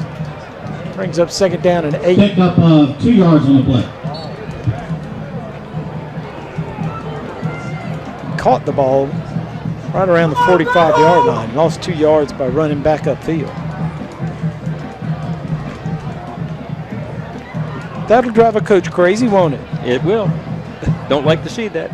Of course, a lot of times they're making an effort to get more yards. Or come back to the, and he's coming back to the ball too.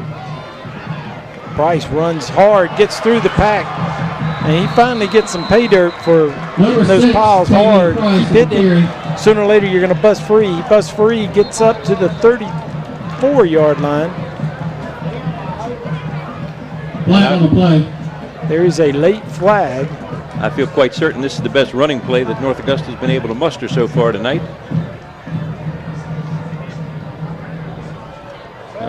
That's going to be interesting. I believe it's.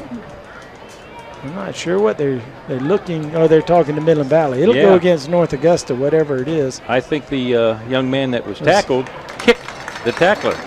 Well, they called holding.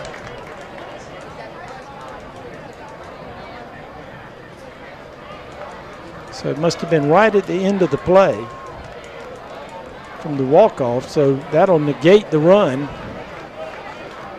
Well, he calls a did he call a personal foul? He did, I think. Yeah. So you might be right. He may have kicked him. He was trying to get up, and it wasn't vicious or anything like that. It wasn't malicious, but I think that's what they called it. So it's a dead ball foul, a 15-yard penalty. It just walks him back, but it's still going to be 1st and 10. A Chandler Law Firm 1st and 10 from the line of scrimmage before, the 47-yard line. Looks to his right. Oh, he breaks away. Nice catch. Nice run. He's going to take it in the end zone. Touchdown, North Augusta. Watson's pass complete to number 4. That's number 4, Jalen Patton. Okay, and he made an outstanding move once he made the catch. He threaded the needle on that pass. He sure did, and a couple of the defenders for Midland Valley went for the interception, didn't come up with it, and they paid the price. Yeah, I was going to say, I thought it was going to be picked off. Yeah, it was close.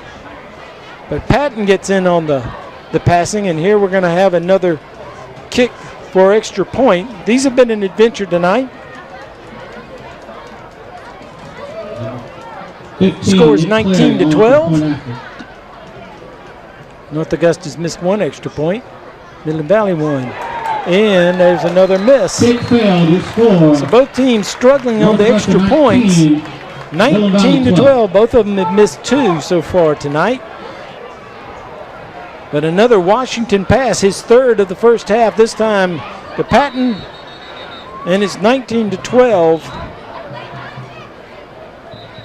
19-12 is our score here in the second quarter. 6:35 left to go in the ball game, in the second quarter. We'll take a break and be right back. Since 1970, Bragg Heating Company has been keeping Aiken and the surrounding communities comfortable.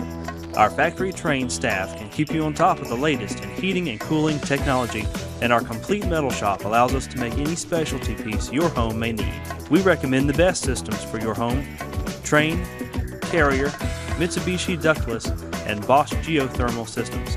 We accept most major credit cards and offer financing, so when you need your system maintained, repaired, or replaced, call Bragg Heating Company.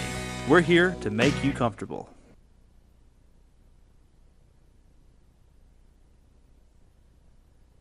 We give very good deals. We don't have the overhead and the dock fees and all the junk that all the newer, fancier dealers do. So people like that hometown atmosphere, and it works for us. And so we continue to do what works for us. And so we just like to keep it plain and simple.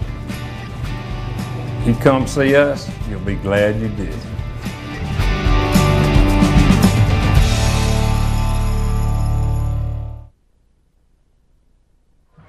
Jim Satcher Motors Game of the Week on WRDWMI 12 and ASTV. Streaming live on YouTube. Hello to everybody out there in internet land watching us on the new YouTube feed.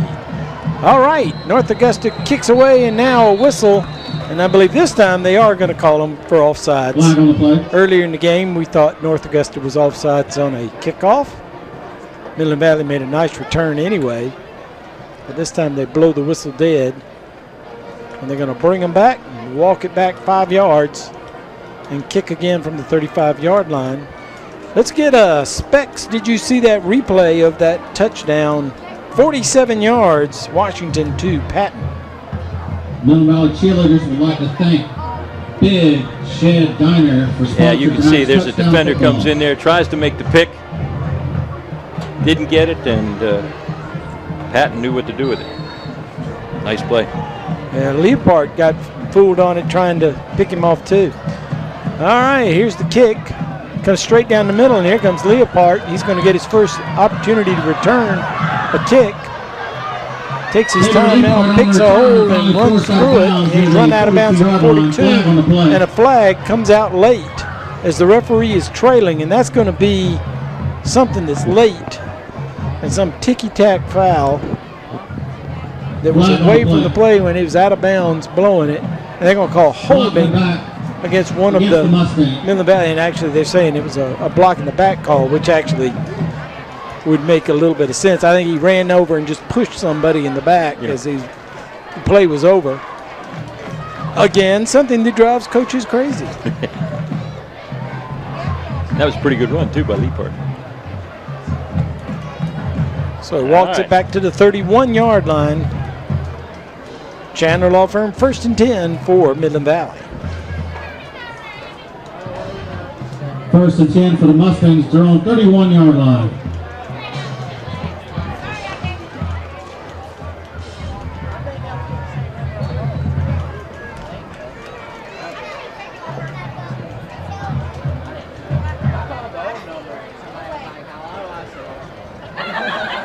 Here comes Draquan Carr. Oh, he almost split the two defenders. He was one step, and he would have gone a long way. So it was, he picked up 6 yards, 2nd down and 4 coming up. And the blocker was out there doing a nice job. Also got involved in the tackle. Mustangs, they're on 37-yard line.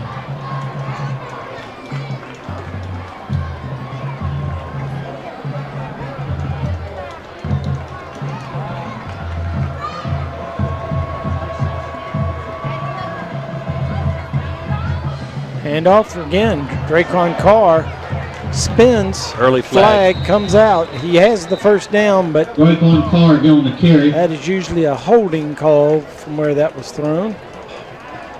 That is what it is. And the referee threw that from behind. No, it did come from the back judge. Yeah, it did. But the referee walked up and made the call on the flag without even talking to him. He knows what's happening.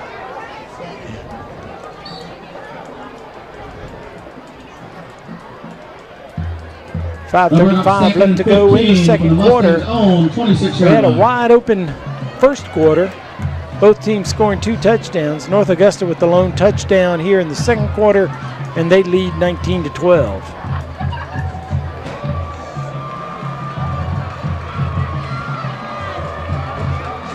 Two split wide to the left, one to the right. Carr in the backfield. Now flag comes out, and that's going to be a delay. So that'll bring up 5 more yards against Midland Valley as they're going the wrong direction. And I was getting ready to say it when it was 2nd down and 4. That's been the bugaboo for Midland Valley, it seems. They get 2nd down and reasonable yardage, and they seem to break down on that play. Well, they get a penalty called, and I'm surprised, frankly, with the way that most of the college teams and the high school teams are running their plays, that they don't get more delays. Okay, they're looking over to the sideline. They're getting all kinds of signals. Sometimes it takes longer to do it that way, I think. So it's 2nd down and 20. Ball's placed at the 21-yard line. Midland Valley needs to get to the 41 for a first down. Going to do a quick out. We got Draquan Carr in open field. He puts his head down. Carr pass complete to number 33, Draquan Tried to Carr. find a seam. Picked up really good yardage. Picks up 12. Makes it 3rd and manageable, 8 yards. And, you know, that's a good technique for the running back. He makes the reception, comes up. He's got 2 tacklers. You teach kids, try to split them. Okay, try to split them. He did a nice job there. He's a good-looking running back. Yes, he is. Draquan Carr. Now Daniel trying to get away. He's going to be sacked. North Augusta had him hemmed in. Couldn't get away. Back to the 26-yard line. Loss of 6. Bring up 4th down and 14. Punting unit comes on the field. Coming from the left defensive side. Okay, Caleb Wright misses him the first time, but he slows him up enough so that number 35 in there on the tackle.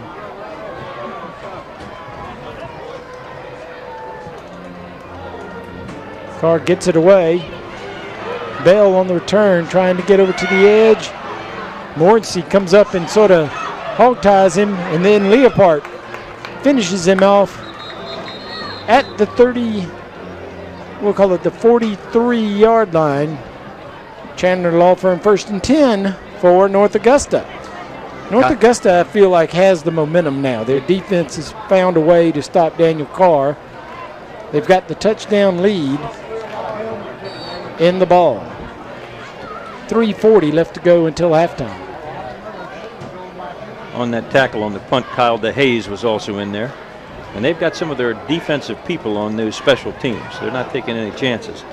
DeHaze, an inside linebacker on defense, also playing on special teams. There are a couple others out there, too. Man comes in motion. Going to do a little cross-buck action to Price. Price going to pick up 9. Crosses midfield into Mustang territory. Number 6, Stadium Price on the carry, stopped by number 30, Nick Norris. And it does look to me also, Ed, that they are starting to wear Midland Valley down just a little bit.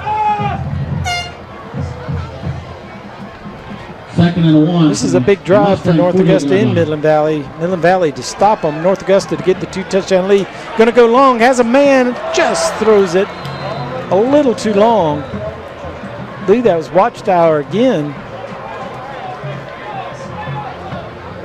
He was breaking free, and it just overshot him.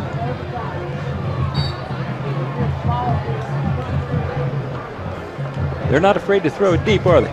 No. And why not? They've got 2 touchdowns, and that was almost a third. 3rd and 1.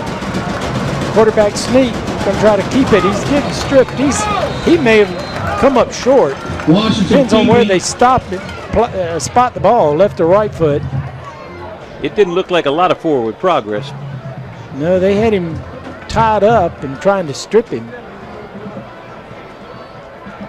And they're going to say he is short. They're not going to measure for it. 4th and inches. Had to get to the line, and he didn't do it. North Augusta going to line up and go for it. See if they try to draw Midland Valley off sides. 4th and 1. Oh, and they got movement, and they're going to say they broke the plane. I don't believe they would have gone for it. Offsides against Midland Valley's the call. If you're a defensive lineman, you've got to be thinking, this is what's coming, but you're a high school football player. You're out there playing, being aggressive. Now, I don't know if this would caused it, but there were 4 of the offensive linemen were down in their stance. And then the 5th one went down late, okay? And maybe he saw the movement out of the corner of his eye or something, and he just moved, made no contact, but got the call. So Chandler Law Firm 1st and 10, 42-yard line. Back to pass, a little screen pass. It's his man, Price gets away. Going to pick up maybe 2 yards, maybe 3. So he crosses the 40 to the 39. We'll give him 3, 2nd down and 7. Washington's pass complete to Price.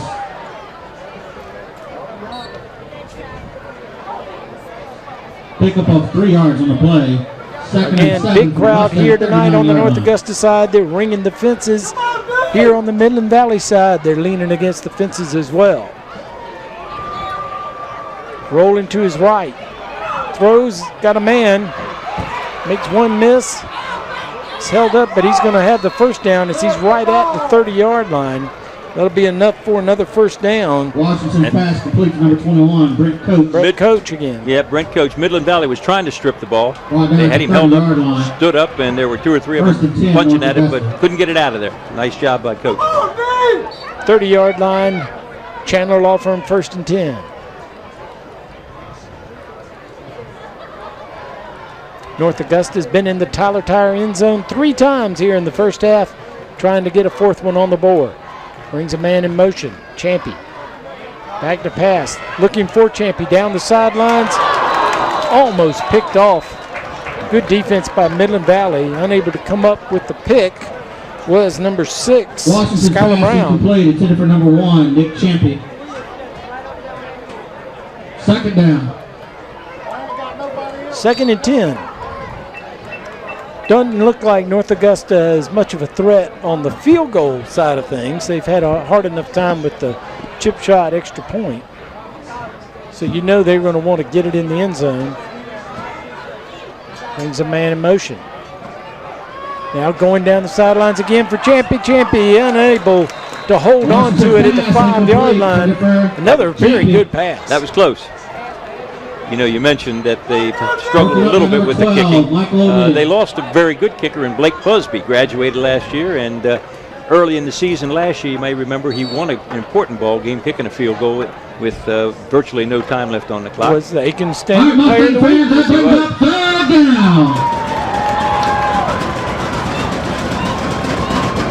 Third and 10. Empty backfield. Now we've got a Bragg Heating Company timeout on the field. North Augusta going to take a timeout and talk about it.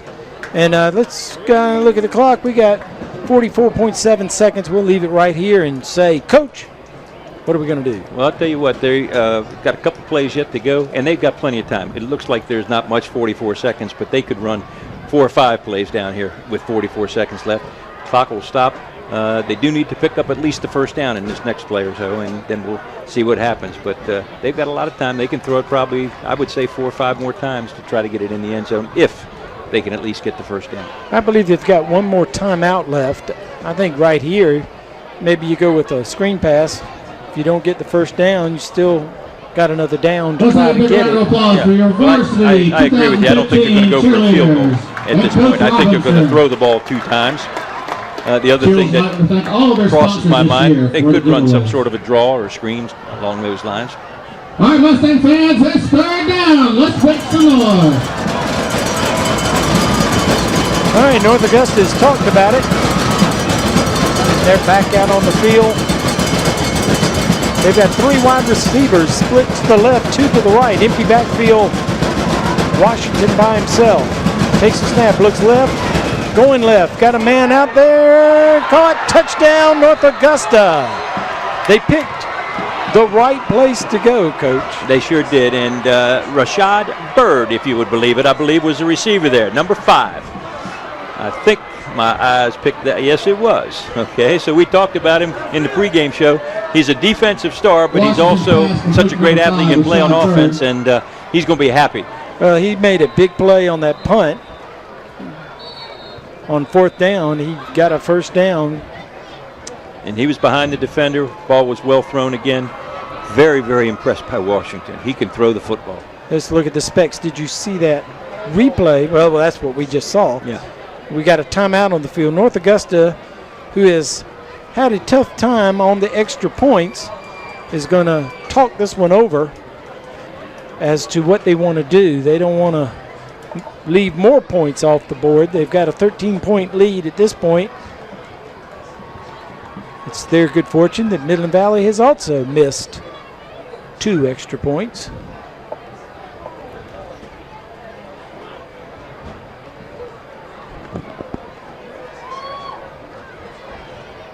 Coach Knight trying to get his defense squared away for the extra point.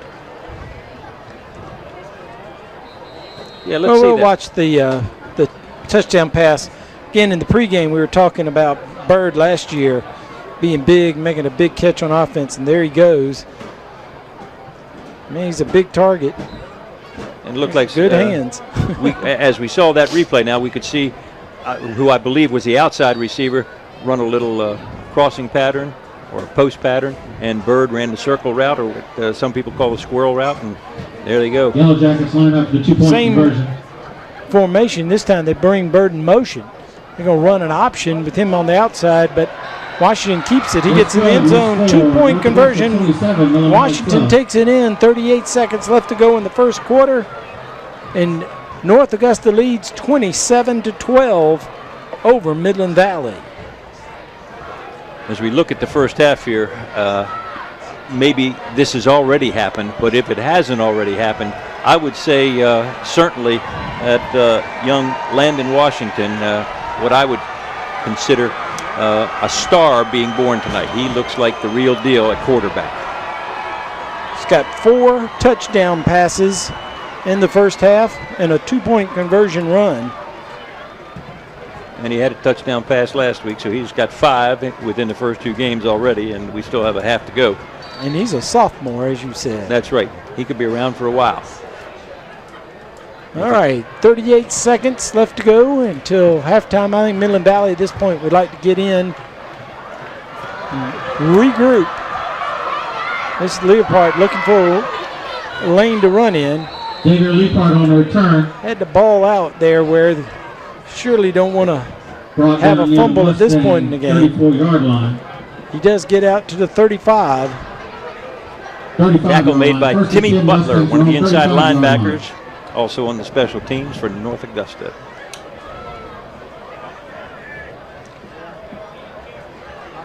So with 30 seconds left to go, let's see what Midland Valley decides to do. It looks like they're going to run a full formation, put the ball in Daniel Carr's hand, see what Superman can do. And the bad news for them is they've got to kick off to North Augusta to start the second half. Well, it looks like they're trying to set up a screen. He's going to be dragged down. That's Mazzone, Joe Mazzone. We talked about him before the game. He's their middle guard. He came straight up the middle, just didn't take the fake and kept coming and grabbed his shirt, pulled him down by his pads for a big loss. And I think Midland Valley will just let this one run out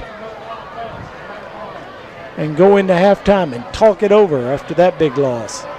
And that's what they're going to do. That'll be the final snap of the first half. Midland Valley came out blazing in the first quarter, went toe-to-toe with North Augusta, had the early lead, had a lead of 6-0, and then again 12-7. But North Augusta answered in the first quarter, then scored 2 touchdowns in the second quarter. All 4 touchdowns, passes by Washington, that gives North Augusta the lead 27-12 here at the half. And Coach, pretty impressive. Very, very impressive. And like I say, I came into the ball game. We had not seen Washington perform yet. We have seen him now, and he's scary. He's scary good throwing the football. North Augusta, the report that I had was that their defense was a little bit ahead of their offense, but tonight that young man has really picked up the football for the offensive side and looks very, very impressive. Midland Valley, I thought, played very well the first half. First quarter, it was tit for tat. Both teams did well offensively and had some good defensive plays, but it started to look like they were getting a little worn down toward the end of the first half. It is halftime here at Midland Valley High School, and the hosts trail North Augusta 27-12. Last week we were entertained by a great marching band at the Strom Thurmond High School Marching Band, award-winning band, and here's another award-winning band that will be entertaining us at halftime, the Midland Valley High School Marching Band. We'll take a break, come back and be entertained by them. We'll also go down to the field for Auto Tech sideline report with Eric Russell, and we'll have our off-the-field discussion on transfers here at the half of the Jim Satcher Motors Game of the Week on ASTV and WRDW My 12. We give very good deals. We don't have the overhead and the dock fees and all the junk that all the newer, fancier dealers do. So people like that hometown atmosphere, and it works for us. And so we continue to do what works for us. And so we just like to keep it plain and simple. You come see us, you'll be glad you did.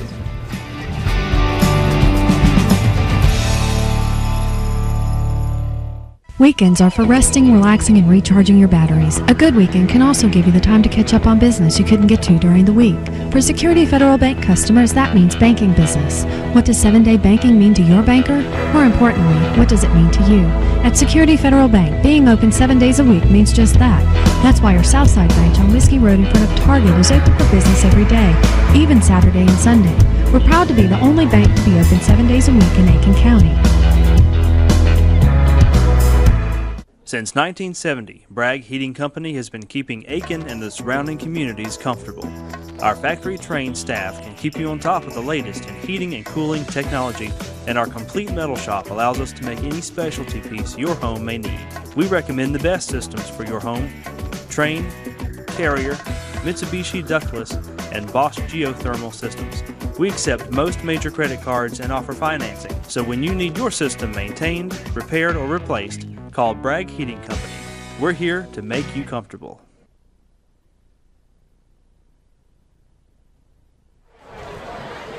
Halftime at Midland Valley High School, where North Augusta has the lead over Midland Valley. It's the Yellow Jackets 27, the Mustangs are 12, and we're actually going to be entertained by both bands. Midland Valley will perform after the North Augusta High School band performs. Unfortunately, North Augusta will be performing for the visitor side away from our cameras, so we probably won't pick up a whole lot of their performance tonight, but we hopefully will go to North Augusta at some point and get to see them. Let's go down to the field for a Auto Tech sideline report. Eric Russell joins us. Eric, how did it look from your vantage point down there on the sidelines? It started out pretty good there for both teams, and then North Augusta kind of started pulling away with it a little bit in terms of the injury to Cogburn down there. That seemed to affect a little bit, because after that the offensive line kind of allowed a couple sacks there afterwards, so we'll see how that plays out the rest of the way. Also, Landon Washington is just picking apart the secondary. He sure is, Eric. Like I've said, I don't know if you could hear it, but I have been so impressed by him. He throws that ball as well as anybody I've seen lately in this area. Well, yeah. Eric makes a good point, and you pointed this out when you got hurt, of how important Cogburn was going to be if that was prolonged. And to be fair, I think the young man that came in as the backup center, okay, his snaps have been perfect. They hadn't had any problem with that, okay. But when you get your first line center out of there, it does make a difference to the offensive line at any level of football, and I think that has had some of an impact. You're right. Absolutely, and as we get to take a look at some of the highlights and both quarterbacks putting on a show, Daniel Carr came out just as advertised and was unbelievable. On this first play, he goes, well, the first scoring play was 34 yards. That to me looked like a major college running back to me. He's thinking the same thing, I'm sure. Well, and Eric, he's got a tough decision to make because he's a two-sport star, okay, and sometimes you don't get too many of those anymore, but he's a heck of a basketball player, and I know he's being recruited by schools for both football and basketball. Yes, there have been a couple that have expressed interest in allowing him to play both. But he'll have to wait until after basketball to kind of see how that pans out, because he said he learned a lot from Cameron with a lot of basketball offers. Cameron Brown, he had a lot of basketball offers come in after he had already decided to go play football at Charleston Southern. So I guess Daniel decided to wait that out a little bit before making the decision. Now we're watching, you can't see it, I don't believe, down there on the field, but we just saw Washington's first touchdown pass. Yeah. Okay, and that one, of course, went to Walltower, and just a beautiful throw. They eventually ended up switching DBs off of Walltower. Bernard Brimby came in and started defending him later in the half after the first two touchdowns. So, well, it was a great call on the touchdown to Bird, where Bird lined up in the slot in between the two wideouts and went straight down the middle, or split the two down the sidelines on the seam, and made the catch open. Made a nice over his head catch. It looked like he was a wide receiver, not a defensive back or linebacker. It's another throw by Washington for the second touchdown. It's starting to look like North Augusta has too many weapons in the receiving game for the Midland Valley defensive secondary. Well, their passing game looks very, very sharp. They've got lots of receivers. They run some nice routes, and they got a quarterback that can flat out throw it. So they're going to be trouble. All right, have you got any messages from Kyle Dawson over at the South Aiken game? A couple of updates for you. And South Aiken, just as we expected, Tansy Richardson has started the season off great for them. He has 109 yards in the first half and 3 touchdowns, and South Aiken is up 28-20. Elsewhere, Shakur Chisholm is also having a big game, and Williston, however, trails Silver Bluff 22-21 at half. And in other action, Barnwell leads 16-6 over Blackville Hilda. So all 3 of those games are pretty good games. Yeah. If we heard from Rich Spring and Saluda. Rich Spring was making a comeback earlier, but Saluda is still up at last check. All right, that sounds good.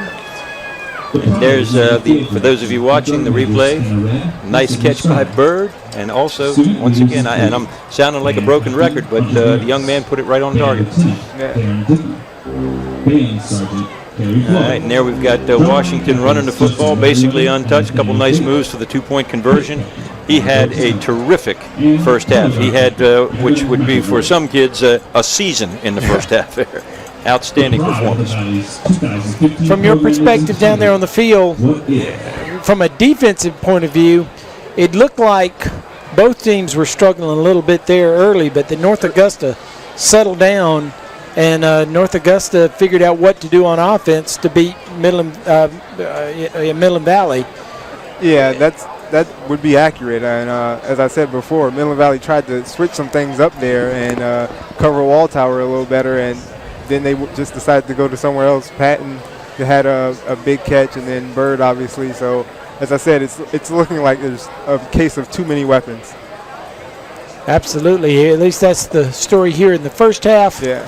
Again, our scores, Daniel on a 34-yard run, Daniel Carr, that is, scrambled from his quarterback position, made it 6-0. Then Washington, his first pass to Walltower was a 54-yard touchdown pass.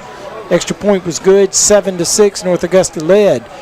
Midland Valley answered very quickly. Draquan Carr with a 10-yard run, missed an extra point, 12-7 was the score.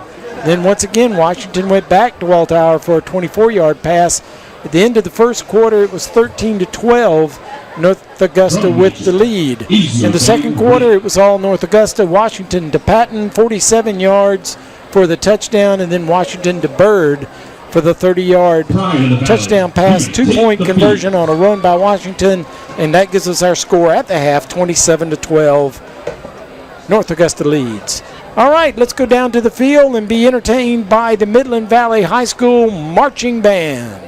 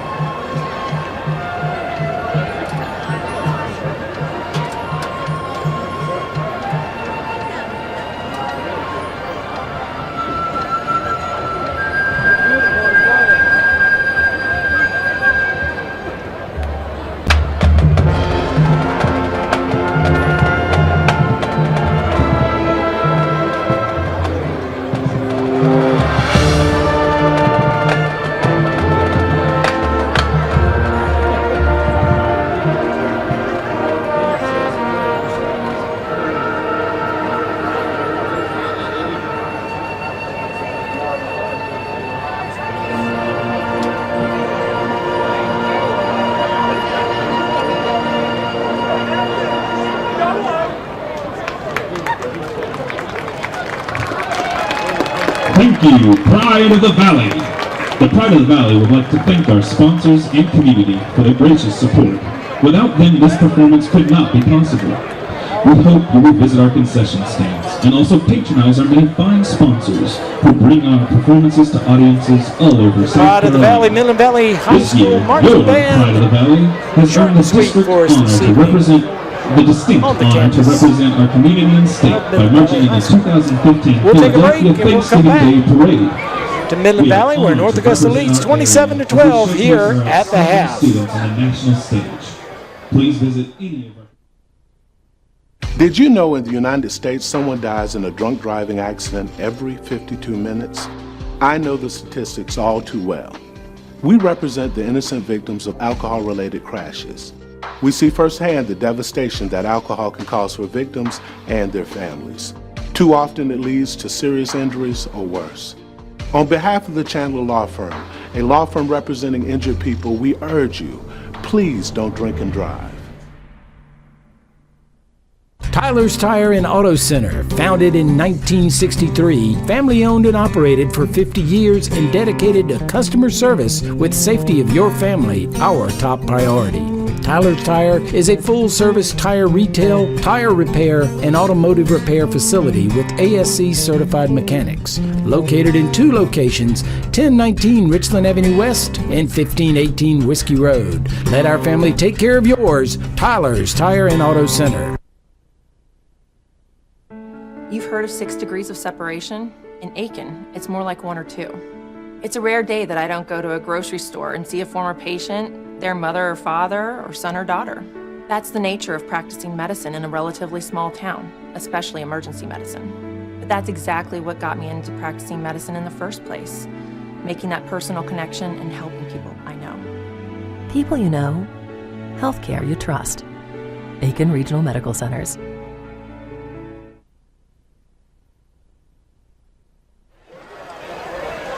The Jim Satcher Motors Game of the Week on ASTV and WRDW My 12.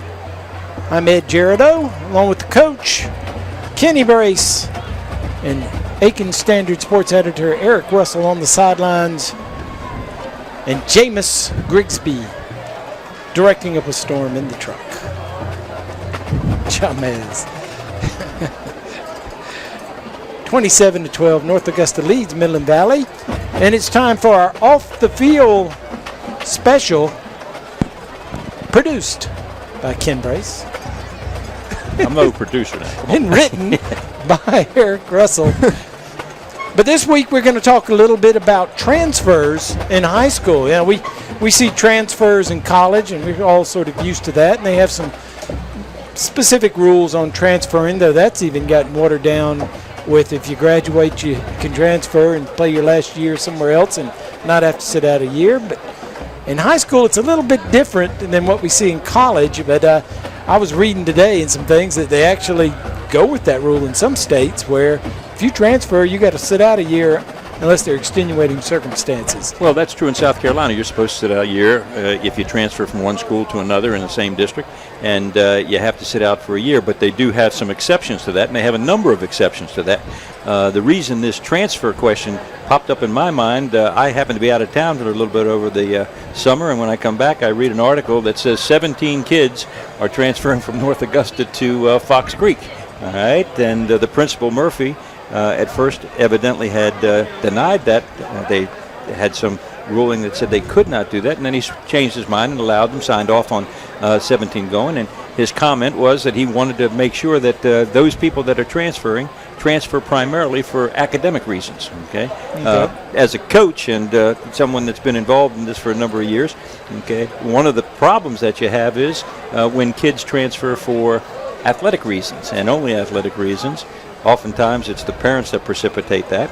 But then a couple weeks after that article came out, we had the situation where Shakur Chisholm, okay, transferred not once but twice, and we can tie last week's off the field talk. He got hazed when he went to Allendale Fairfax, evidently, when he went out for football there, and so they allowed him to transfer to another school. So there were extenuating circumstances. Right. But what you don't want kids being recruited by coaches taking them from one school when they should be playing for another, and that's a problem. And apparently, from what I read about it, that that's a big deal in Texas that has been going on since the 1920s and 30s, where they've been putting rules into place because schools in Texas, you know, high school football, Friday Night Lights, that's where it all came from, and it became a big deal where the oil guys, the oil men, would hire the fathers of the really good football players to move to their town so they could play football. Well, yeah, you just brought up a bad memory for me, and I've got a little tick here, a nervous tick going. One year I took over a football program that was brand new. We just started. The school just opened.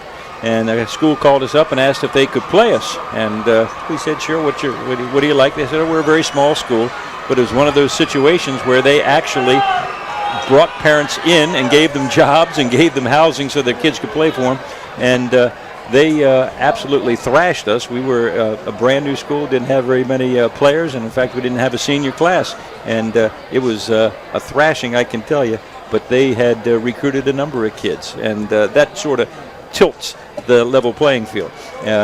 Some of the schools that you fight with as a public school are when you have private schools involved, because they can have parents come and say, we'd like to have our kid go to your school, and that takes some good kids out of the local school area. So it's a little bit of a problem.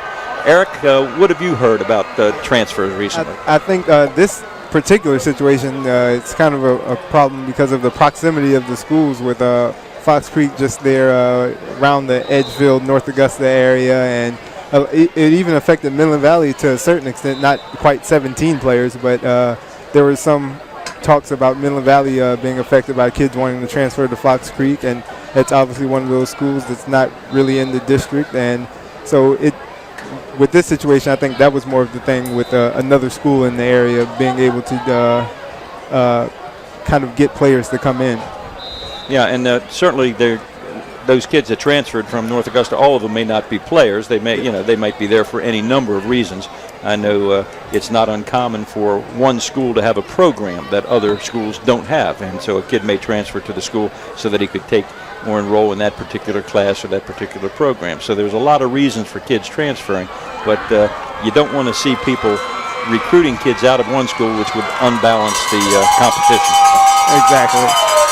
You know, from a standpoint of having been here longer than the two of you, Kenny because he moved down here a few years ago, and Eric because he wasn't born yet, and being a lot younger than me. We've heard things of recruiting from around the area. It used to be that the story was Aiken would get all the good football players, and somehow or another they would end up over there, and that's why South Aiken would never win. Now, it was never proven. And then, of course, it was North Augusta and Strom Thurmond, and the idea of the line between them, and there was always accusations of one or the other trying to get players to play in their program. And then Fox Creek came along and kind of put an end to that because they're right in the middle of the two of them. But it's interesting how that works. I know from my experience from being around Dan Pippin that he was very, very cognizant of the fact that he wasn't about to get in trouble. But if a really good football player ended up happening to move to South Aiken or to North Augusta, I know he was happy that they were there. Sure. Well, hey, I got transfers in when I was coaching. Kids move into the area. There's nothing wrong with that. And certainly most transfers come, and they're completely legitimate. And there's a long list of exceptions to that 1 year of ineligibility that occurs in South Carolina and most other states. There are legitimate reasons for a kid having to transfer from one school to another. Some of them involving academics, some of them involving family situations. There's any number of things that could happen. And transfers are a reality. They occur. But you don't want it to be simply because one team wants to try to dominate in a particular sport. Yeah, I can remember North Augusta had a quarterback. I'm not going to be able to remember his name. He transferred in, and he was a really good football player. He ended up going to Hawaii. And I can remember there was some hubbub around him. And I know the North Augusta people watching tonight, they probably remember who I'm talking about. I cannot think of that guy's name. That was a good one. That was the kind of thing. But that was, the parents moved to North Augusta. It wasn't that big a deal from the standpoint of there wasn't any illegal things going on, and nobody was buying jobs for parents. I don't think I've ever heard of that. Eric, in your research, have you ever run into it? I have not run into that as far as in this area, at least. Back when I was in high school, we would always hear things about other kids that were going to transfer, and they would show up, but there was never anything that got anyone in trouble. But okay, well, that's our off-the-field segment. Transfers. Thanks, guys. We're ready to start the second half. As Coach pointed out, Midland Valley kicks off to North Augusta, and we're underway. He's going to go deep. That's going to give an opportunity. I believe this is Price. Returning it is. He gets to the 20. Good tackle by Midland Valley right at the 20-yard line. North Augusta takes over 1st and 10. It's Chandler Law Firm, 1st and 10 from the 21-yard line. Evan Morris in on that tackle, and he's only a sophomore. That's a nice play. Start the second half. All right, Midland Valley trails 27-12. They're going to try to hold North Augusta right where they are and see if they can get this big home crowd that they have here tonight back in the ball game and get some momentum going like they did at the beginning of tonight's game where they took a 6-0 lead and then followed up with a 12-7 lead. And here's Washington on the keeper. He gets outside, gets good yardage, picks up about 15 yards as he crosses the 35 to the 36. Then they're going to spot him at the 37. Give him 16 yards. Chandler Law Firm, 1st and 10. And that's one of the few plays that he has called his own number on, other than the 2-point conversion. But last week against Lakeside, he had 2 rushing touchdowns.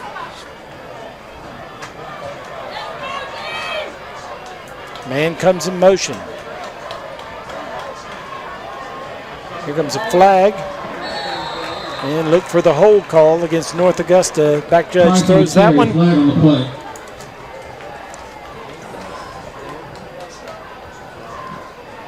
Nice penetration that time, and Michael Bayham led the charge. Number 75 right there on your screen. Hold against North Augusta was the call. It'll be 10 yards. Remain 1st down as they walk off 10 yards.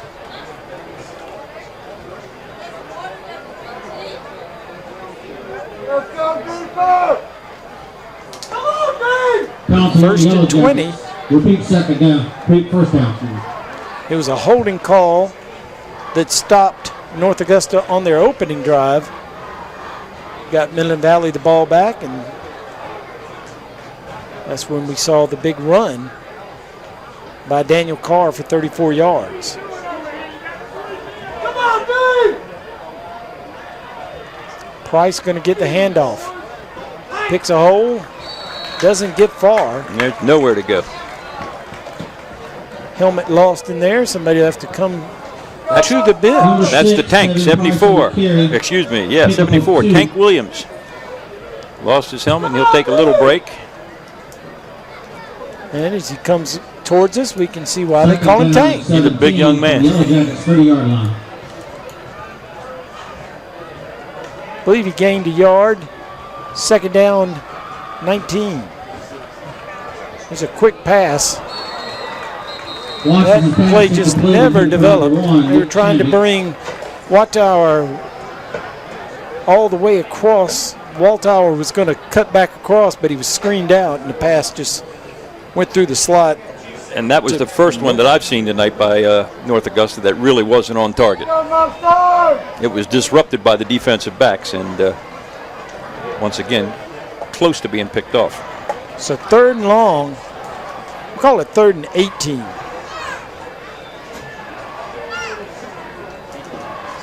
Drops back, straight drop back, throws over the middle. Nice catch. He had a man on his back. No flags, but Champy made the catch. They're going to be good for a 1st down as the ball goes into Mustang territory at the 48-yard line. Nice pass, nice catch. That was a nice play. And, 3rd and long, and they connect. And Champy, not the biggest person out there. He's only 5'8", goes about 160. Wide receiver. He's had a couple nice plays tonight. G6, IUT 697. Another handoff to Price. Price hits it hard. Keeps moving his feet. He's going to move the chains again. Picks up another 10 yards. And that time, North Augusta utilized a quick count. Caught Midland Valley just a little off balance, and that helped to pick up more yardage.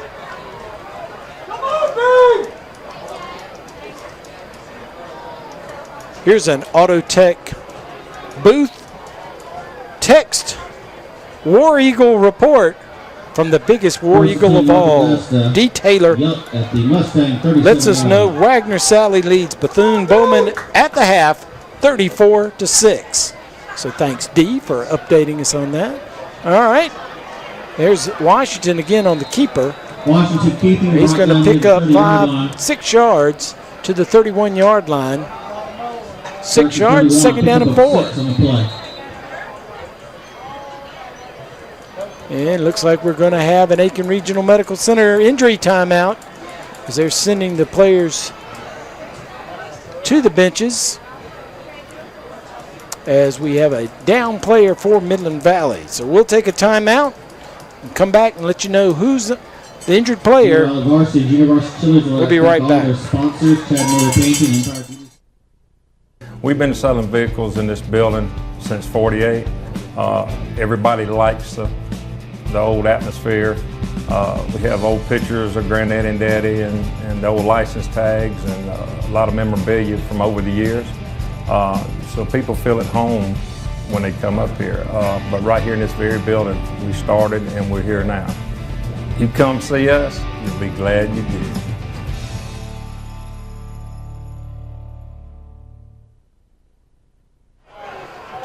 The ARMC timeout, injury timeout, comes back. We got a flag on the field, and we've got a touchdown pass.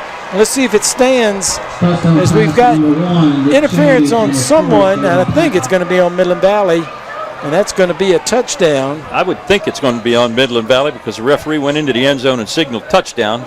If it was going the other way, I don't think he would have done that. Skylar Curry was the injured player for Midland Valley. He got up and walked off on his own power. Pass interference against Midland Valley is the call. And a little trickery. Let's see if we can get the instant replay on this one.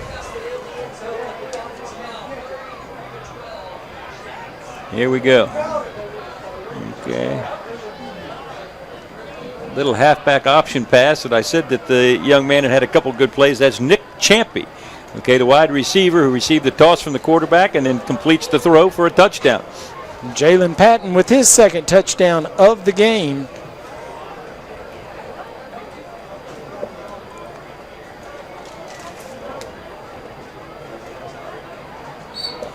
Goes into the bag of tricks to pull out the score.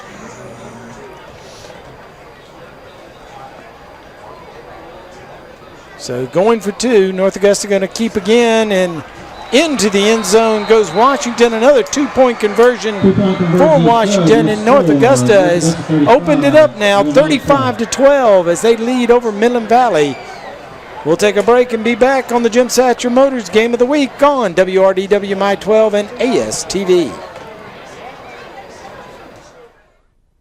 Weekends are for resting, relaxing, and recharging your batteries. A good weekend can also give you the time to catch up on business you couldn't get to during the week. For Security Federal Bank customers, that means banking business. What does 7-day banking mean to your banker? More importantly, what does it mean to you? At Security Federal Bank, being open 7 days a week means just that. That's why our Southside branch on Whiskey Road in front of Target is open for business every day, even Saturday and Sunday. We're proud to be the only bank to be open 7 days a week in Aiken County.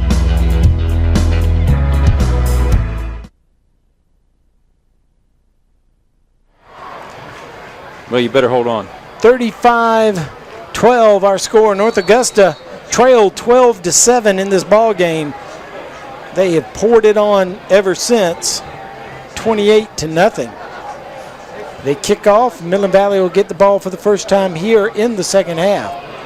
Looking for some blockers. Doesn't have very far to go. That was Skylar Brown. And again, we've got a Specs. Did you see that replay of the touchdown? Here we go. Now we can see the whole thing. All right. Number 6, there we go. Little handoff. Reverse pass. Yeah, you can see the little push. Nice play by Patton to bring it in. Well done. Well executed. Right around 25 yards on the pass. So North Augusta has Midland Valley in a hole. Now Carr got a blocker in front of him.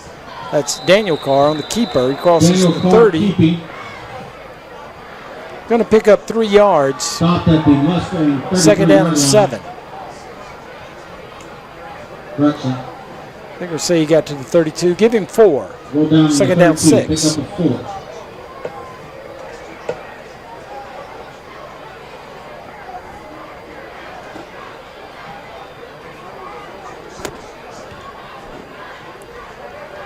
Empty backfield. Carr. 2 split to the right. 2 to the left. And a wing back on his left. He follows that left side. He's going to pick up 2 yards, maybe 3 to the 35-yard line.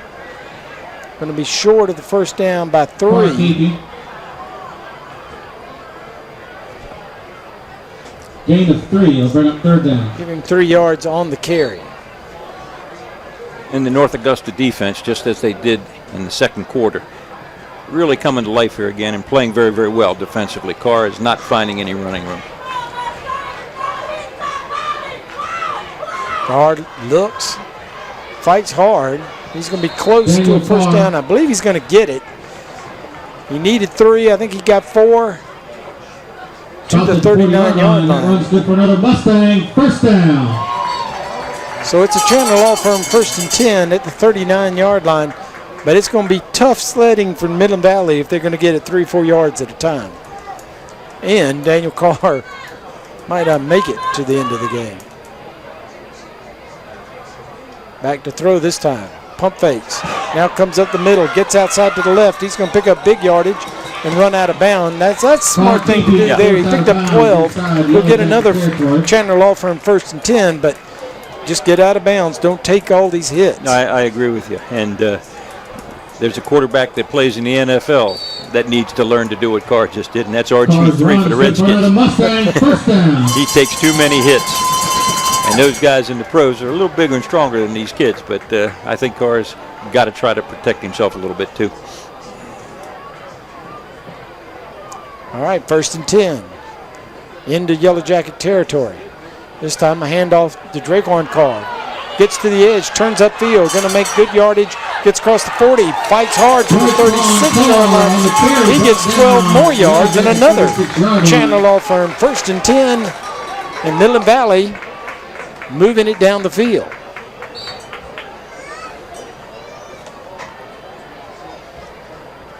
This nice effort. There's people who seem to have him hemmed in a little bit. Makes a nice cut. Picks up extra yardage. Well done. 3 split wide to the left, 1 to the right. Now going to go to his right. Hits his man. Pass complete to number 7, Stefan Orenzi. We've seen him several times tonight. His name has been called a lot on special teams and as a pass receiver. Morrissey picks up 9. 2nd and 1.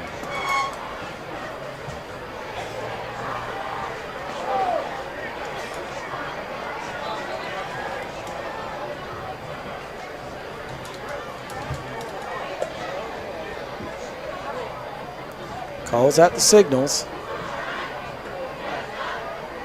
Midland Valley being pretty patient at this point. Now, there he is.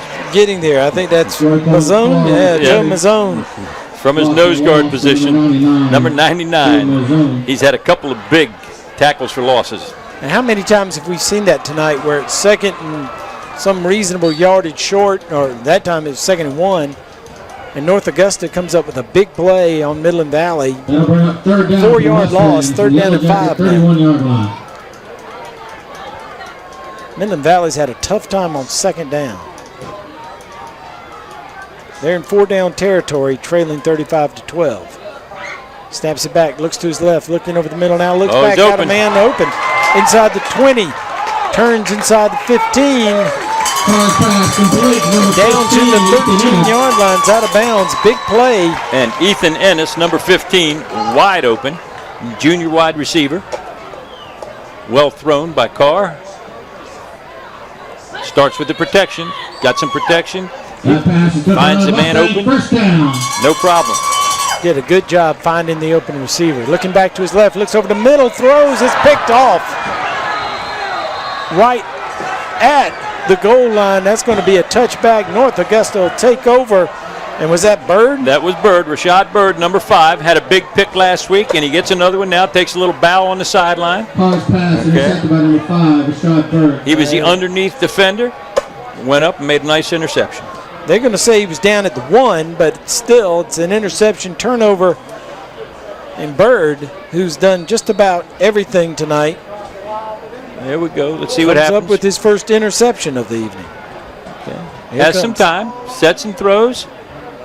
And Bird just goes up. Like I say, you can see he is the underneath. There was a man behind him and looked like he was open. There was a defender in the area, but Bird, great play. Inside their own 1-yard line.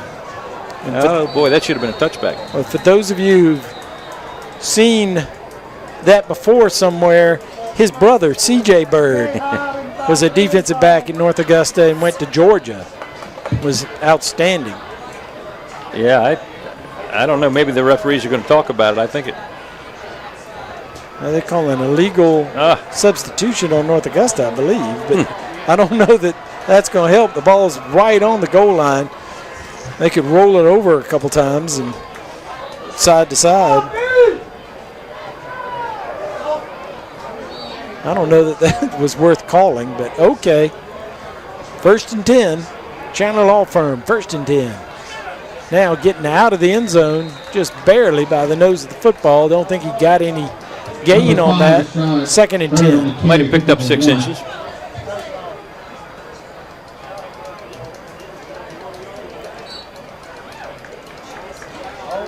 I believe that's Leapart. Looks a little nicked. Nah, he's all right. Fixing his pads.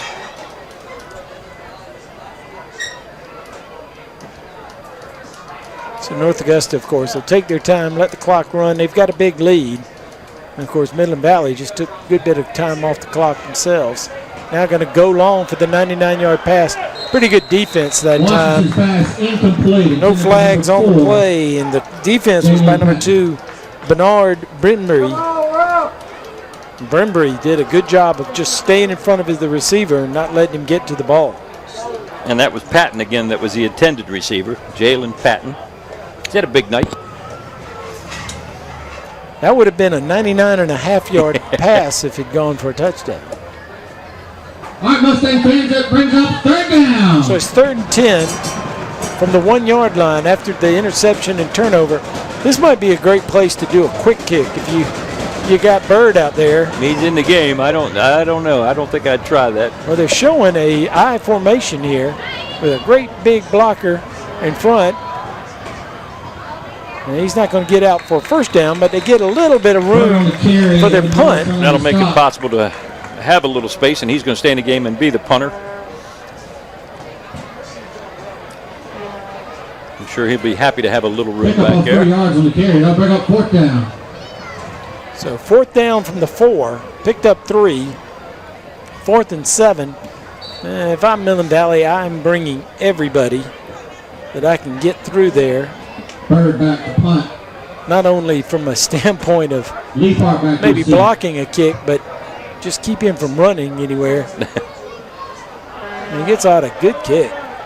And he takes a good hop for North Augusta back toward midfield, and that's going to be an excellent punt. It's going to be at the 48-yard line.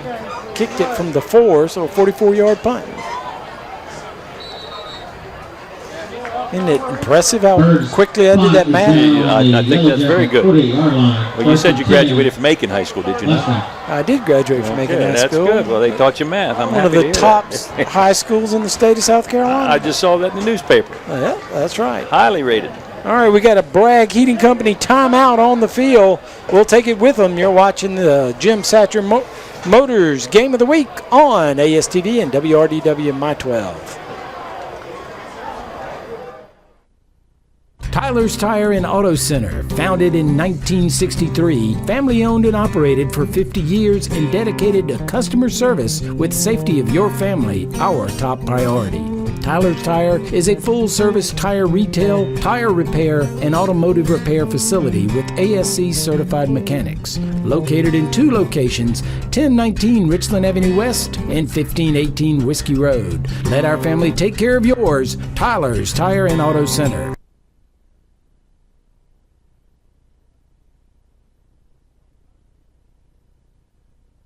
Where was the fight? In the stands or on the field? No, on the field. All right. Stay tuned for the end of tonight's game where we'll have the Tom Wilkins Center for Dentistry MVP of tonight's ball game. Got quite a few players vying for that position. All right, Midland Valley takes over at the 36-yard line. And I don't know that we got the reason. I guess the ball was touched back at the 36 as opposed to the 48 where the ball came to rest. Jalen Patton, terrific defensive play right there. Little screen pass, quick screen, and he was up chest to chest. Beautiful reaction. No gain. 2nd and 10.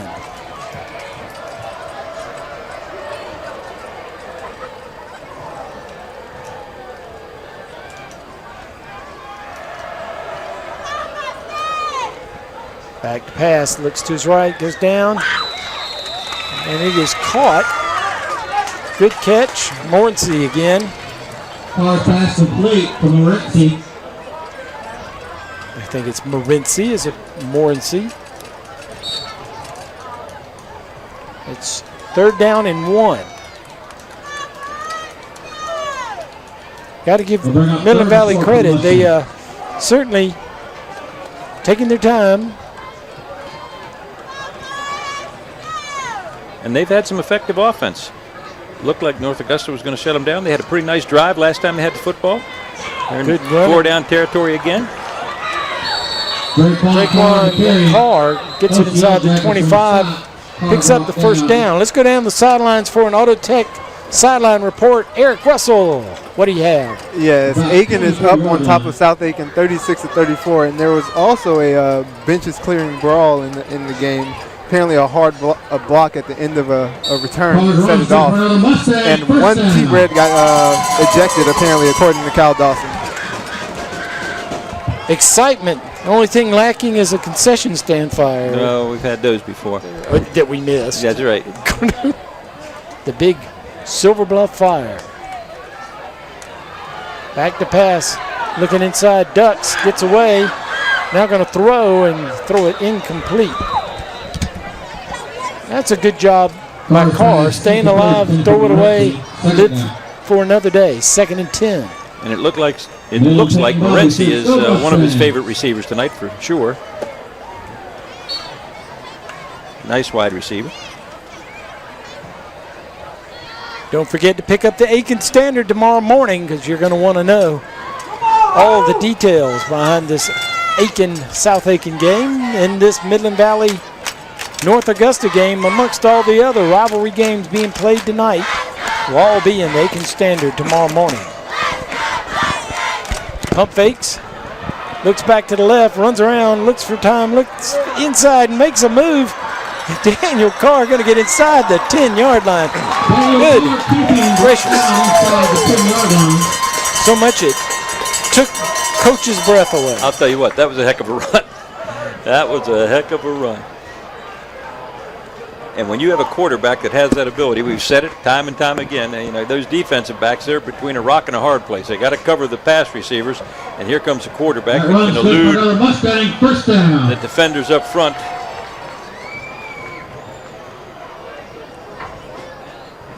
Oh, man, that's a nice move. And then he just glides. So he's inside the 10-yard line. Chandler Law Firm 1st and goal. Over the middle inside. Oh, finds his man. Touchdown, Midland Valley. Pass was caught, complete to number 5, Jaquan McCorkle. First time we've called his name tonight. Very nice play, and you had a blitz coming. I believe it was Bird, number 5 on the defense, that was coming on a blitz. And read beautifully by Carr, and he hit the man that may have been a hot receiver in their offense, and he's wide open for the touchdown. So Midland Valley ends the drought, gets back on the board. They go for the extra point kick, and this time it's good. And our score, 35-19, as Midland Valley slices a little after giving up the extra points, or the opening touchdown to North Augusta. Now we'll try to stop the North Augusta offense, which they haven't done a great job of that tonight. But let's give credit where credit's due. Washington, along with his wide receivers, who also can pass. That's right.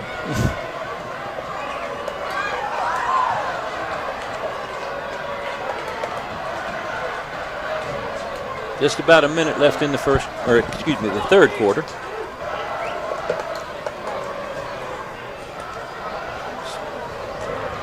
Still plenty of time for Midland Valley to climb back in this game, but it's a tough road.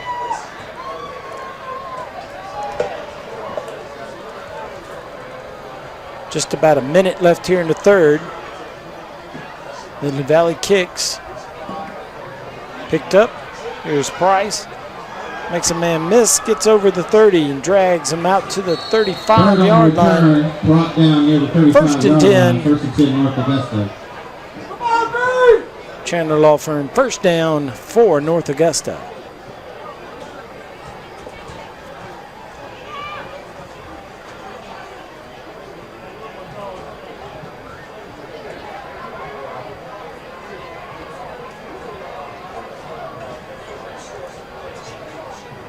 First and 10, North Augusta from their own 34-yard line.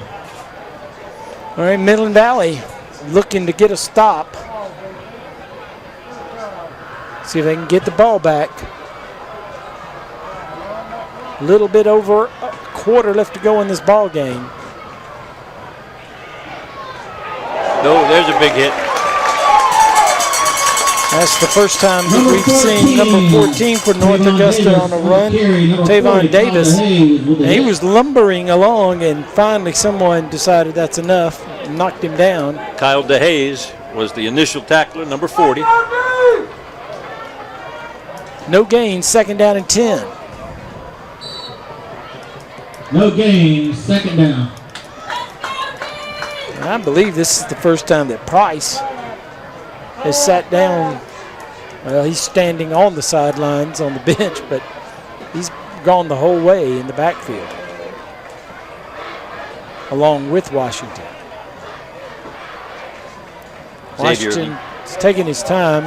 They're going to let the quarter run out, and that's the end of the third quarter. And our score, North Augusta 35, Midland Valley 19. We'll take a break and be back for the wrap-up, the final quarter of this game. You're watching the Jim Satcher Motors Game of the Week on ASTV WRDW My 12. Choosing a physician you can trust with your family's health is an important decision. University Medical Associates has been dedicated to your health care for over 20 years, and Dr. Humans and his staff are ready to provide the quality care you and your family deserve. With short wait times, walk-ins and same-day appointments, an in-house lab by Quest Diagnostics, and 24-hour turnaround on sports physicals, it's no wonder Dr. Humans was selected Best Family Doctor in Aiken's Choice 2015. Come see us today, 934 Doherty Road in Aiken.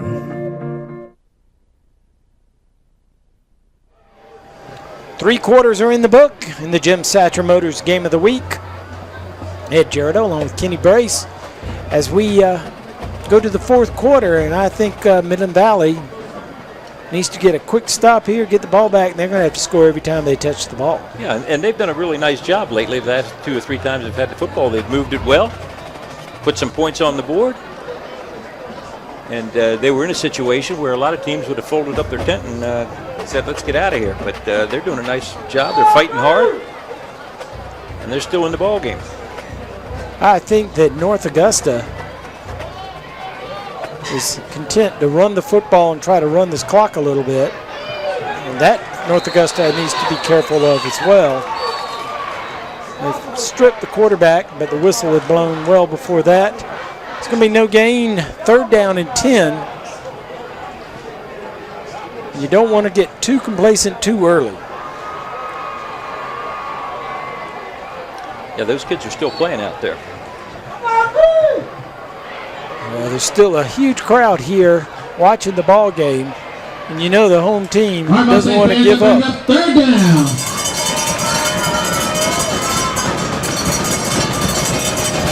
Back to pass. Washington hits his man. He's going to have a first down.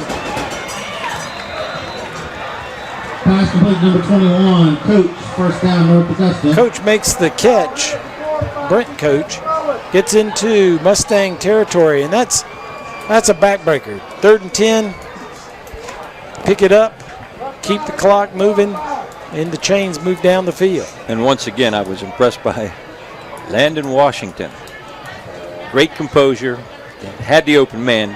You still have to deliver the ball, and he did it perfectly. Now going with two backs, one on either side.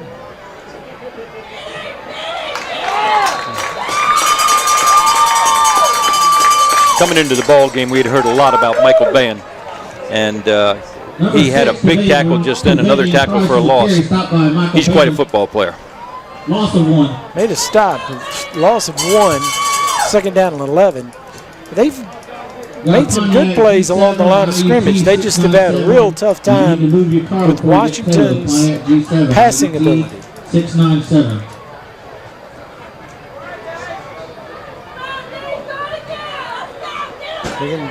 For the short route, Champy makes the catch, makes a few people miss, picks up a couple extra yards, gets down to the 43. Going to be 3rd down and 4. One of the things that I'm also impressed by is they spread the ball out, North Augusta. They've had a lot of different receivers in this ball game tonight. 6 yards on the play. Offensive line for North Augusta has done a good job of protecting their quarterback. They sure Not have. much of a pass rush. They've done a good job across the line on the rush, has Midland Valley, but not able to get back there and put pressure on Washington.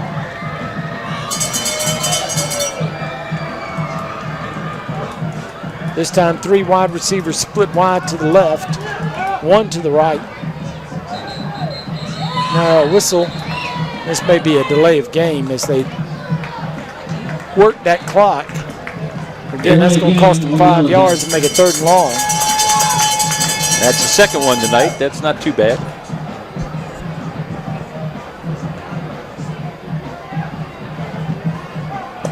I think that one is more of the cause of trying to take their time and run the clock.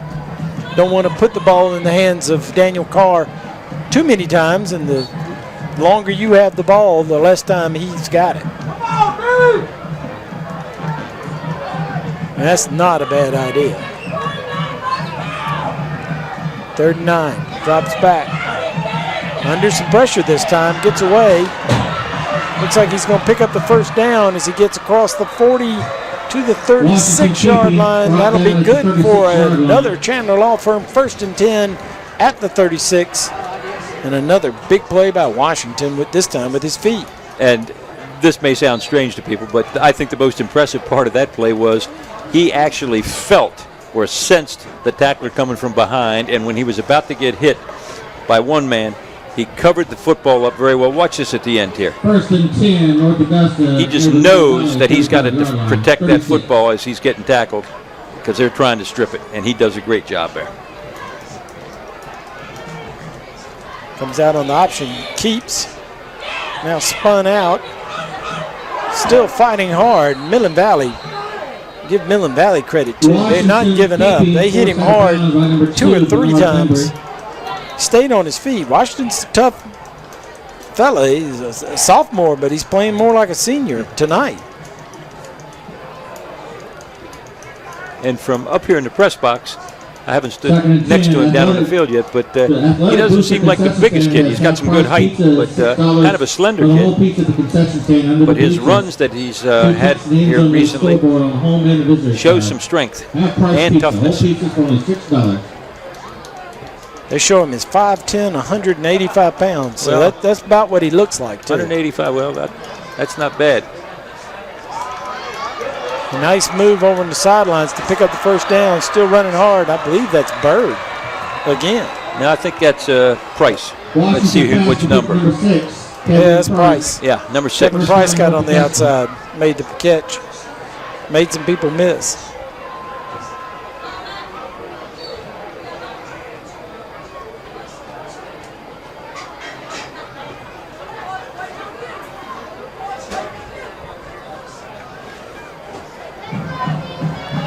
North Augusta looked to run this clock as much as they could and have a methodical drive, and they're doing it. Now forcing the ball, trying to get behind his blockers. They stand him up, picks up a couple yards. Clock continues to run, 2nd down. And instead of trying to tackle their runners, they're just trying to hold them up and strip the football if they possibly can. Hasn't worked yet. Legal shift on North Augusta. Flag came out. Bring up a 5-yard walk-off.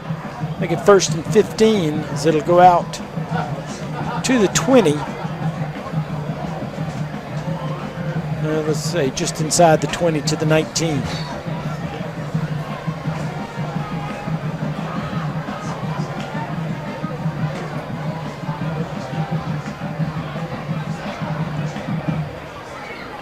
Seven minutes, 5 seconds left to go. 1st down from the end of our ball game.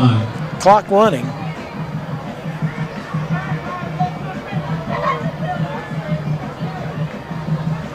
I'm gonna flip it out.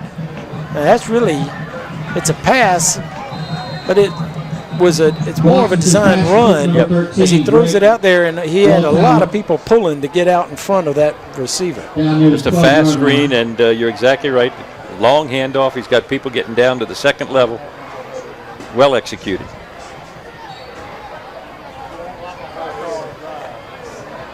That'll bring up second down. Good play. Picked up 7 yards. Second down and 8.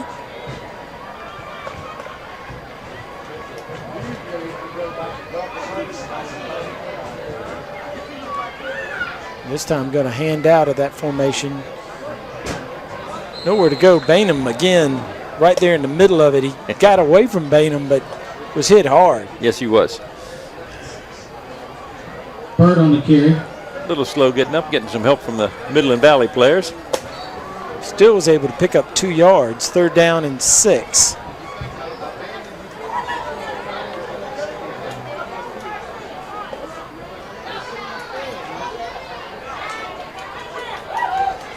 Again, they started this drive with a minute left to go in the third quarter. We're down to 5.5 left in the game. That's ball control for sure. And we've got a Bragg Heating Company timeout on the field.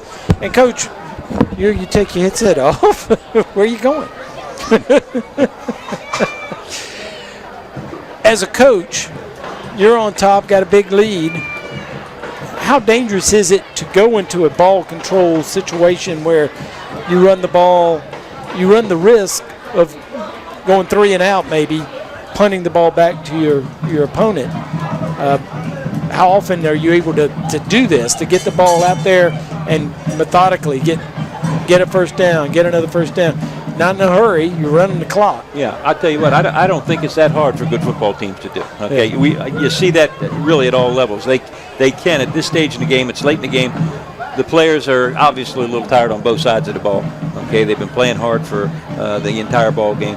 So if you execute it right, and the good teams can do this. Good teams can take the football and just drive it methodically. I think that's as good as any strategy at this point in the ball game for them. And they've mixed it up. They've still thrown those short passes. Okay, they haven't thrown any bombs this time, but they've been running some controlled type passes that are high percentage passes. Outstanding drive. All right, North Augusta has talked it over.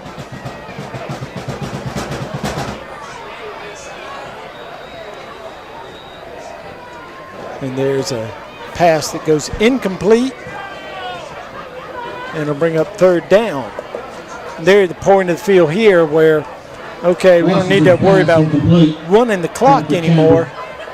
It's all about let's score and ice this thing away if they haven't already done that. 35-19. 42-19 would certainly do that. Just got a score from one of our spotters over at the Aiken-South Aiken game at the end of the third quarter, 43-34, Aiken over South Aiken.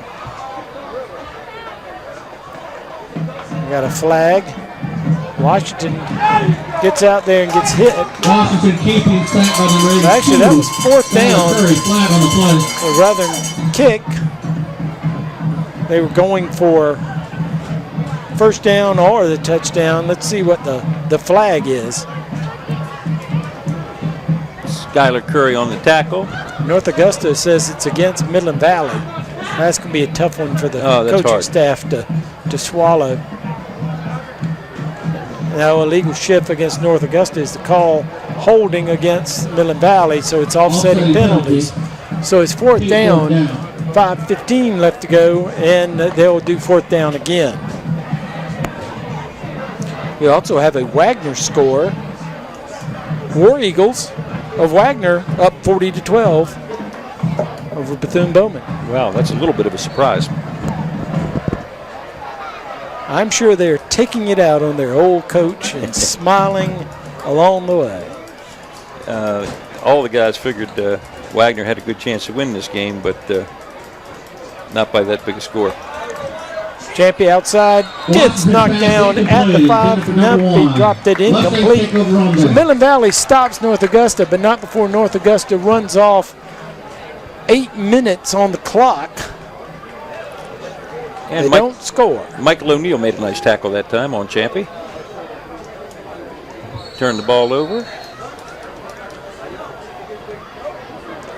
So we've got a timeout on the field as we look at the specs. Did you see that replay? Oh. Don't think he was going to have the first down. No, and I thought he caught it at first, but he really didn't. The replay did not lie. The replay did. The eye in the sky doesn't lie, does it? Kind of like last week. You and I knew that Chisholm intercepted that pass. And I talked to Eric, and Eric was down on the field. He said he thought Chisholm had intercepted the pass, but he heard the announcer say Nicholson had intercepted it, so he pulls him over there, and he just went with the flow. Yeah. And it really was Chisholm who had got the interception. Both of us, surely that's what we saw, number 11, catching the ball. All right, Midland Valley, if they hope to do anything, they trail here by 16 points. They need 2 touchdowns and 2 two-point conversions. And they've only got 5 minutes and 10 seconds to get it done. And they take over at the 10-yard line. Chandler, law firm, first down. I'd say that's a tall order.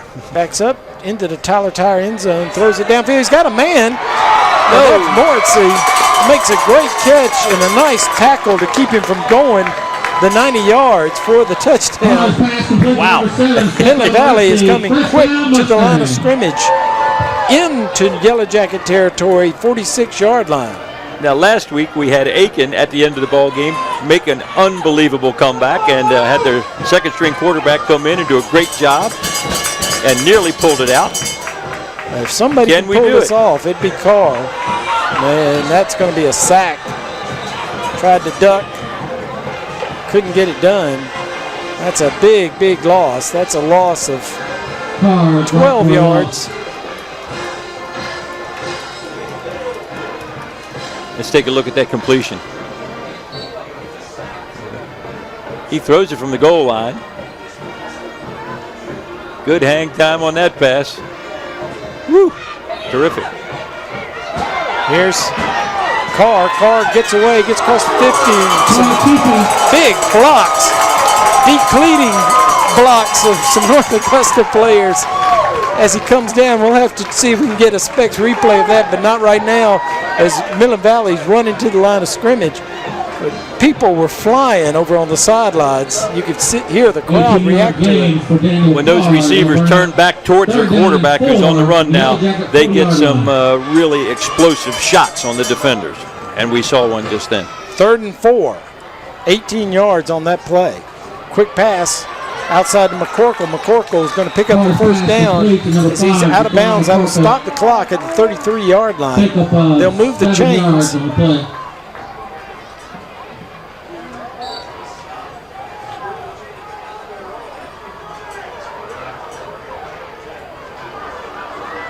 I don't know that we'll have time to watch all of this, but as he gets over to the sidelines, you'll see people flying if we can.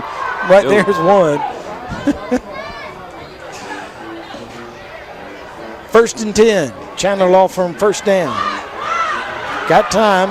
Spins out of it. What a move. Down the field. Turns back in. Comes back out. And he's going out of bounds to stop the clock at the 17-yard line.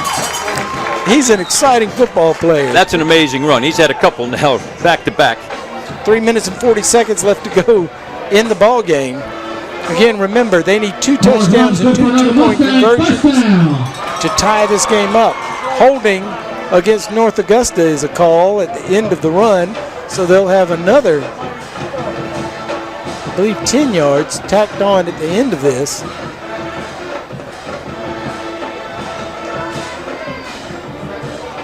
That's an unusual call, too. Maybe half the distance, I do believe. So it should go down to the 8. Holding against North Augusta. And that is where they go, to the 8-yard line. So the Chandler Law Firm first and goal. As Midland Valley trying to quickly get into the Tyler Tire end zone, put points on the board, get 8, cut the lead to 8, and we may have an onside kick coming. I would think they'd have to do that. Quick out, This is Draquan Carr. He fights hard. He's down to the 1 yard line. Now they're going to say he's down to the 2.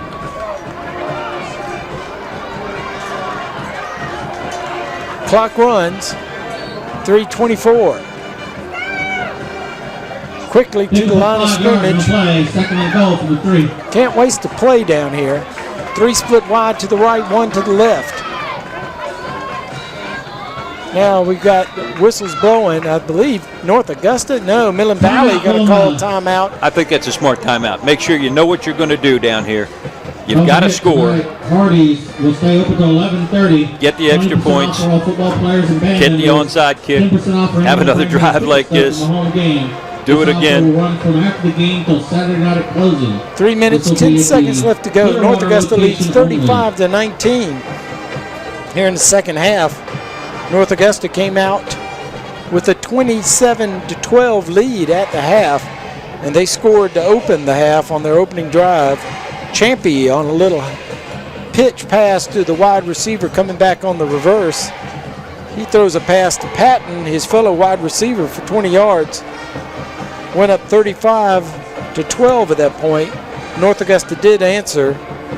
Carr to McCorkle for 9 yards, made it 19-35, and that's where we are right now. North Augusta that took the next drive, took 8 minutes off the clock, finished out the third quarter, then 7 minutes of the fourth quarter, but didn't score and left at least a crack in the door for Midland Valley. Midland Valley now to the line, 2 yard line, 2nd and goal.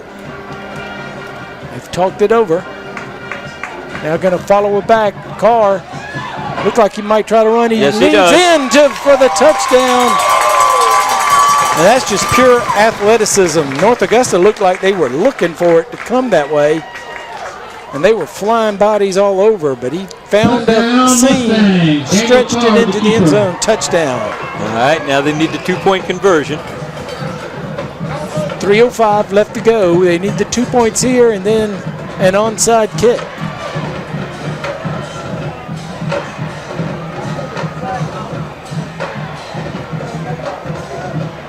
They also have 2 timeouts left to go here in this half, if I've kept up with that correctly.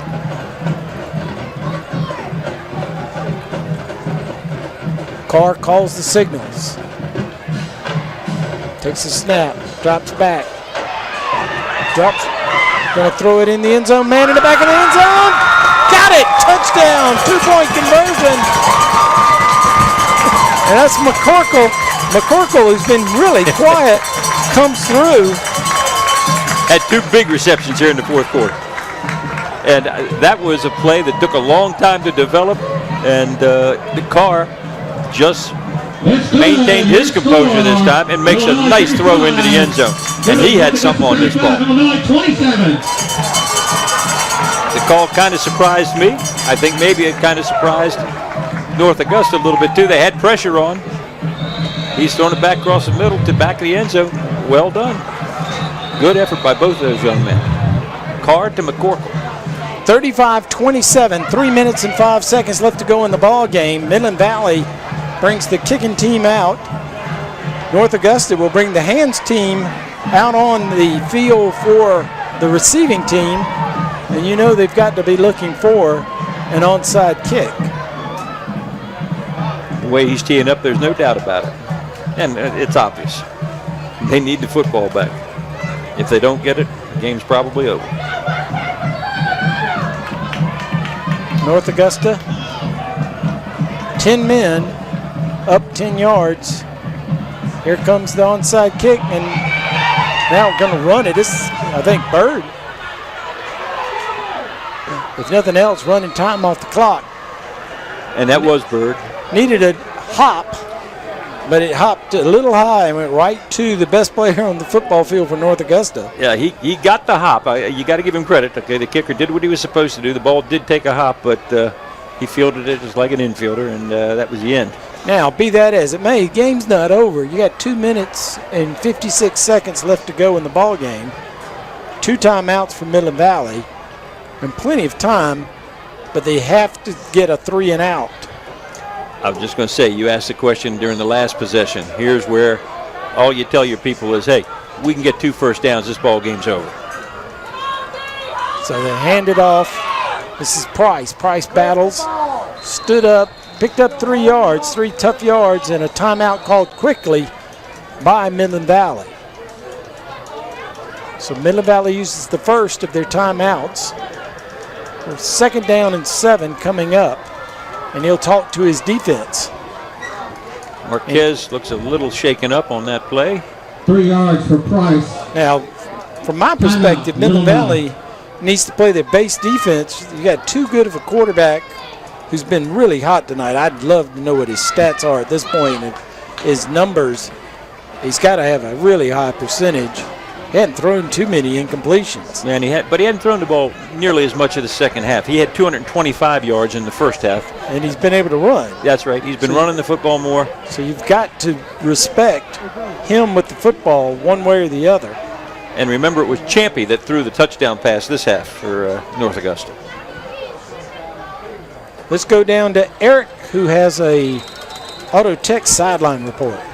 Yes, and Aiken has extended his lead to 57-34 over South Aiken, and Brayton Sanders has 5 touchdowns on the night. There's a little over 9 minutes left in that game. Wow, that's a explosion by Aiken High after what we saw last week. All right, Washington keeps. He breaks a tackle. Ooh, he's holding the ball up. He takes a hard hit. He didn't fumble. He's hurt, I think. They're going to have to stop it. That hit looked strange to me. I could tell by the way that he was reacting that there was something wrong right away. So we've got an ARMC timeout on the field, and they're acting like it's a cramp. Well, if it's just a cramp, that's good news. Very good news. But he'll have to go to the sidelines. Let's look at the specs. Did you see that replay? All right, nothing there. Very fortunate. Okay, it was close to having his ankle twisted right underneath the bodies, and hopefully that is just a cramp. The way he's holding that leg, I'd say it would have to be a cramp. When we return to play, it's going to bring up 3rd down and 6. This is good news. Come on up. I do believe he's going to have to go to the sideline. Oh, yeah. So 3rd down and 6. No question. They're going to have to go to their backup quarterback, which is Nico Williams. We've seen Nico once tonight. He threw a pass that could have been picked off. It was short. So I don't think they'll let him throw the football here. He'll be running, handing it off, I would think, to Price. Well, you know, if they run 2 plays and don't get the first down, we're going to have a really exciting finish here. Okay, the Aiken Regional Medical Center timeout. Quarterback Leland Washington is helped off the field. New quarterback is in. Williams calls it out. Gonna hand it off to Price. Price knocked down, gets a yard, brings up 4th and 5. And they call timeout very quickly. 2:17 left to go. And you know North Augusta at this point is gonna punt. That means Bird will come in for punting purposes. You gotta be careful with him. On this spot on the field, he only needs 5 yards. You better protect. Xavier Liebart will go back to receive for the Mustangs. And if we can get the ball back for the Mustangs, Daniel Carr will have one last chance, which I think at this point, that's all you could ask for. That's exactly right. What more could you ask for? If you get the ball back, you got one of the most exciting players in the county leading your team. They just drove it down the field with seemingly no problem. They could do that again. It sounds improbable, but stranger things have happened. This next play, and I know I say this often when we're watching these high school football games, there is never, as far as I'm concerned, a certainty when you line up the punt. Strange things can happen.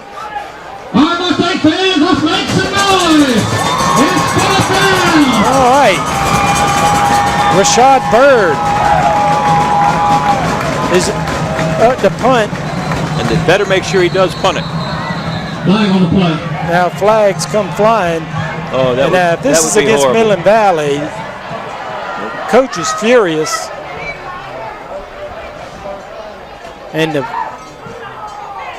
the field judge threw that from way back when. And oh, man. Illegal substitution. You got to be kidding. Is the call. Unbelievable that the game is going to end. They had too many men on the field. That may be.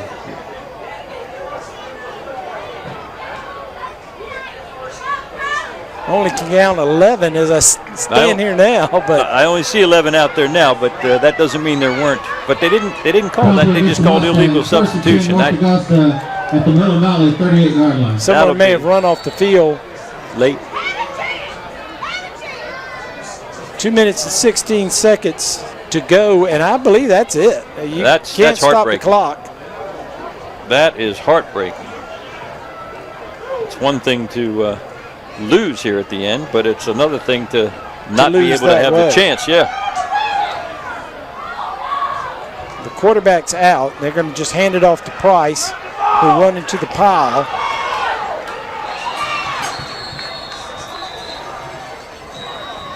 I tell you, Midland Valley's tough along the line. We're going to have them next week.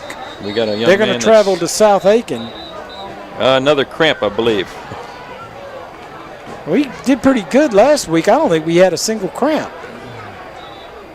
And this time of year, you get lots of cramps. Yes, you do.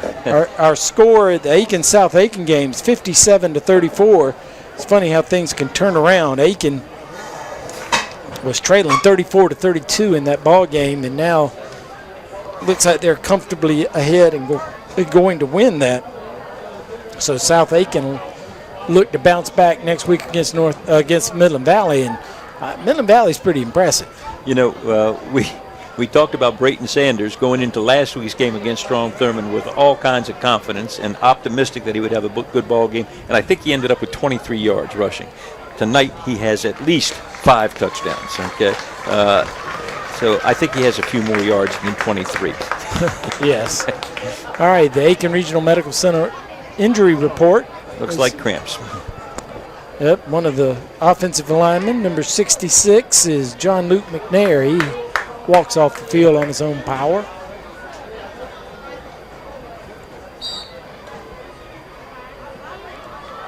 And they will start the clock. And now they stop the clock. And now I don't know how they did that. Midland Valley's using another timeout. I think you only get 3. They've used 3. So I'm not sure what's going on. And here comes North Augusta. Coach Neal is saying they've already used 3 timeouts. They can't use another timeout. Maybe they gave him an injury timeout on one of them. Well, they called a timeout on the extra point on the 2 right before the touchdown down on that end of the field. Then they took 2 right here before the punt. He's absolutely right. They've used 3 timeouts. They've lost count.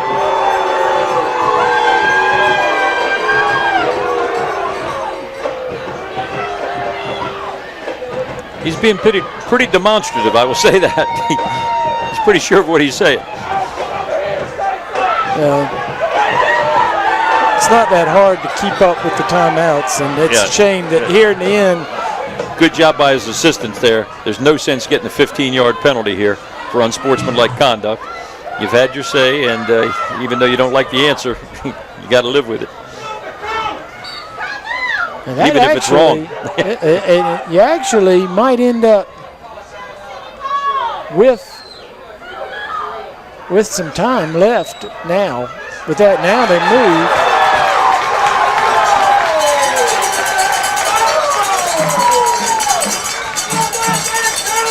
So that'll back it up 5 yards. That doesn't mean anything. Now, I've seen them start the clock in college levels in high school off of something like this, which was incorrect too. But he doesn't start the clock. We might have had a riot if he'd started the clock right there. They'll bring up 2nd and 14. Happened in the Arkansas-Alabama game last year. 41-yard line. Referees messed it up, and after a penalty, started the clock, and Arkansas ended up not getting the ball back and lost 14-13 in that game. I'll tell you what, Midland Valley, their fans are fired up, their defensive line is fired up. I tell you what, that extra timeout, Number 75, they're going to get the ball back. Number 82, Skylar Curry in on the stop. Maybe. That'll bring up third down. They're going to let this clock run like a long 30 way. seconds. They're not going to get much time if they get it.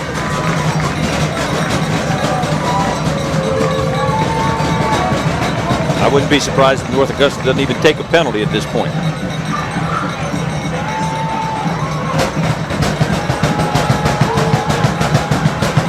Remember, their quarterback, Landon Washington, is injured. Now North Augusta is going to take a timeout and talk about it. And with Landon Washington out, you've got your backup quarterback out there running out of the shotgun. And that's got the potential for a fumble anytime. Anything could happen.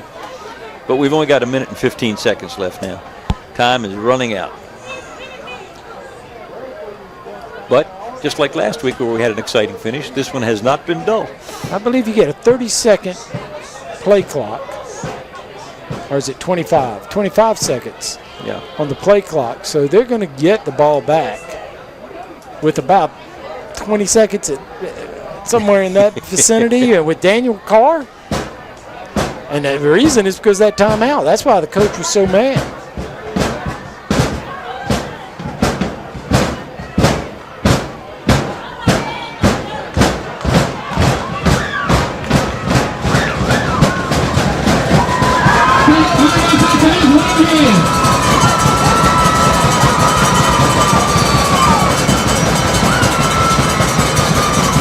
North Augusta lines them up. Now they jump off sides. Midland Valley has really shot themselves in the foot with some unforced plays. I don't even think that they gave him any kind of snap, head bob, or anything. He just jumped. Horseman on the defense. And it's not the end of the world. It won't start the clock. They get a little excited sometimes. Like you say, that's not a big deal, but it hurts. So they get 5 yards back, North Augusta does. Third down and 10. Hand it off to Price. Price trying to get to the corner. He's not going to make it. In fact, I thought they were going to drag him to the sidelines to get him out of bounds. They didn't do that. And the clock is running. Down to a minute. And he's got to put it in play before he sets the clock for the 25 seconds. There he goes. So it's going to be right down to about 20 seconds. I think North Augusta let it run down, call a timeout, kick it.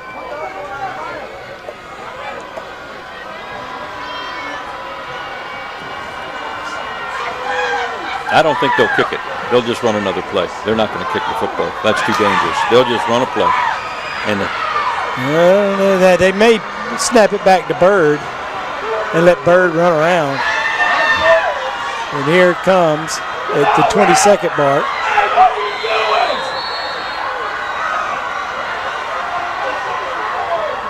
Delay of the game is against North Augusta, so 5-yard walk-off. 17.4 seconds. And again, the only reason Midland Valley's getting the ball back is the officials lost the timeout. Well, they haven't got it back yet. And even if they do get it back, it would be a miracle. Well, I tell you what he could do right here is, I bet it'd take him 17 seconds if he turned around and just started running. Yeah. Of course, that'd be a little crazy to do that. I don't think he could take up 17 seconds. They better get somebody back there to cover him. Well, and the one thing that was crucial was that penalty that they got for an illegal substitution or too many men on the field, whatever it turned out to be. Oh, my goodness. Gets it away. No flag. And he picks it up at the last second. They ought to hold him up, but they don't, and it's going to be 6.4 seconds.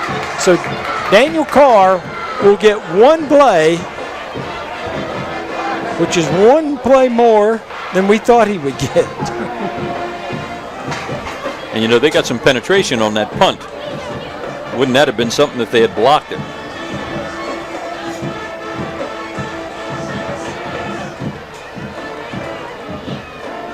So let's see what Midland Valley has in their bags of tricks.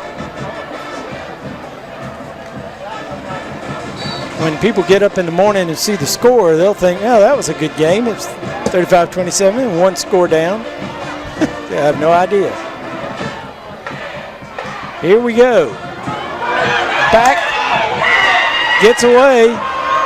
Now he's going to run. Now he's got some open field in front of him. He's got a blocker out there and blocks. And he's going to have to flip it back. Game over. He got out to the 29-yard line, but that's going to do it. Midland Valley's going to go down to North Augusta 35-27.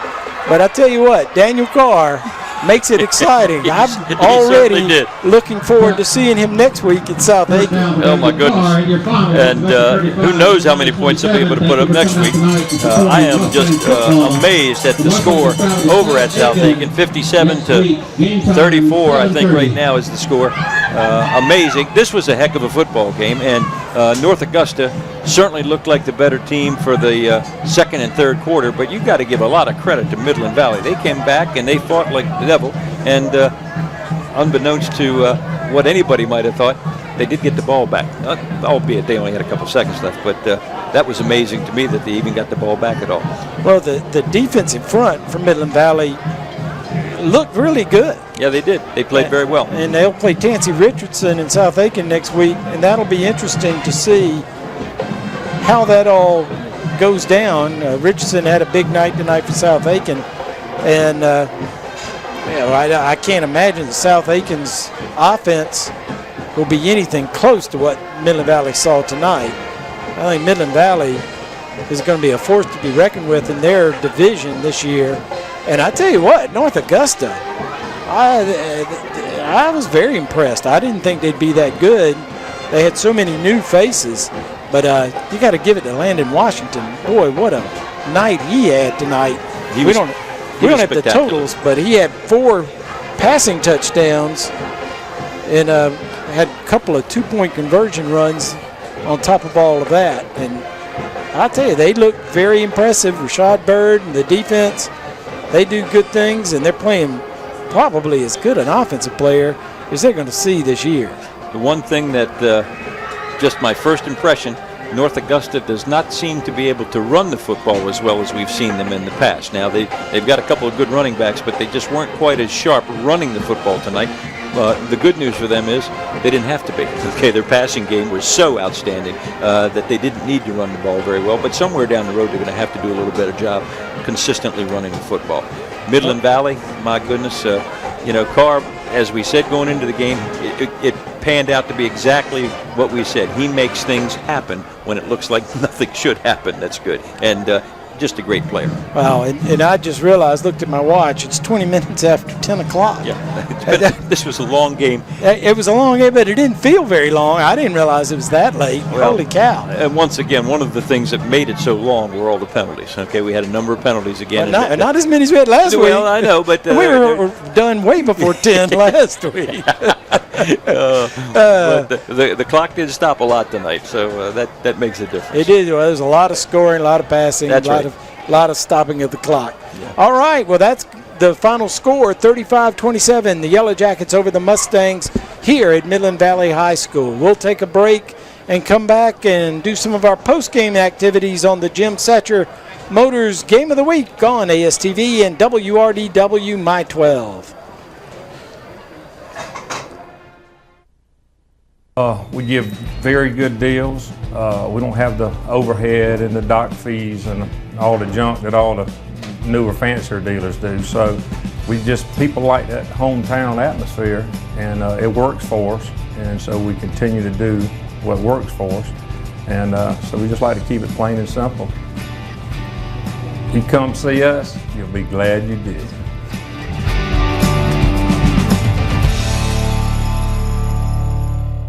Weekends are for resting, relaxing, and recharging your batteries. A good weekend can also give you the time to catch up on business you couldn't get to during the week. For Security Federal Bank customers, that means banking business. What does 7-day banking mean to your banker? More importantly, what does it mean to you? At Security Federal Bank, being open 7 days a week means just that. That's why our Southside branch on Whiskey Road in front of Target is open for business every day, even Saturday and Sunday. We're proud to be the only bank to be open 7 days a week in Aiken County. Since 1970, Bragg Heating Company has been keeping Aiken and the surrounding communities comfortable. Our factory-trained staff can keep you on top of the latest in heating and cooling technology, and our complete metal shop allows us to make any specialty piece your home may need. We recommend the best systems for your home: Trane, Carrier, Mitsubishi ductless, and Bosch geothermal systems. We accept most major credit cards and offer financing, so when you need your system maintained, repaired, or replaced, call Bragg Heating Company. We're here to make you comfortable. Were you hurt on the job? Are you trying to keep your work comp payments? Do you feel like no one is listening? Your employer, the company doctor, the insurance company? Well, we're listening. Our workers' compensation team has helped hundreds of injured South Carolinians. Call us now and let us listen to you. For a free consultation, call 803-644-5335 or visit thechandlerlawfirm.com. You can count on Chandler. Tyler's Tire and Auto Center, founded in 1963, family owned and operated for 50 years and dedicated to customer service with safety of your family, our top priority. Tyler's Tire is a full-service tire retail, tire repair, and automotive repair facility with ASC certified mechanics. Located in 2 locations, 1019 Richland Avenue West and 1518 Whiskey Road. Let our family take care of yours. Tyler's Tire and Auto Center. You've heard of 6 degrees of separation? In Aiken, it's more like 1 or 2. It's a rare day that I don't go to a grocery store and see a former patient, their mother or father, or son or daughter. That's the nature of practicing medicine in a relatively small town, especially emergency medicine. But that's exactly what got me into practicing medicine in the first place, making that personal connection and helping people I know. People you know, healthcare you trust. Aiken Regional Medical Centers.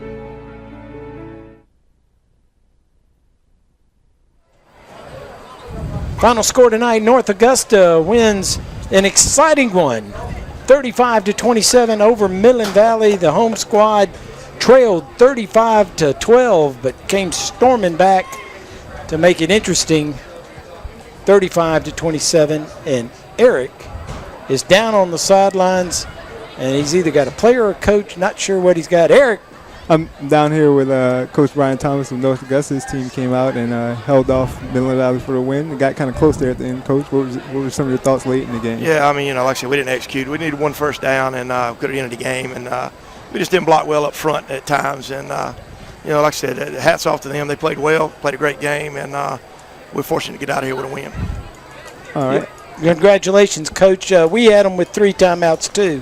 I take it you had them as well. Things happen. Yeah.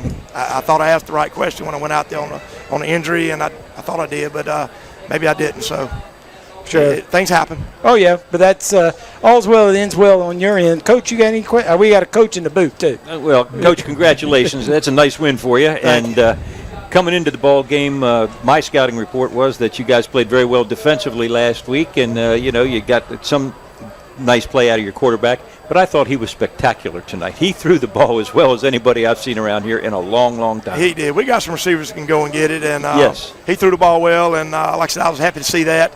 Now we got to get the run game going, same with the pass game, and we'll get a little bit better.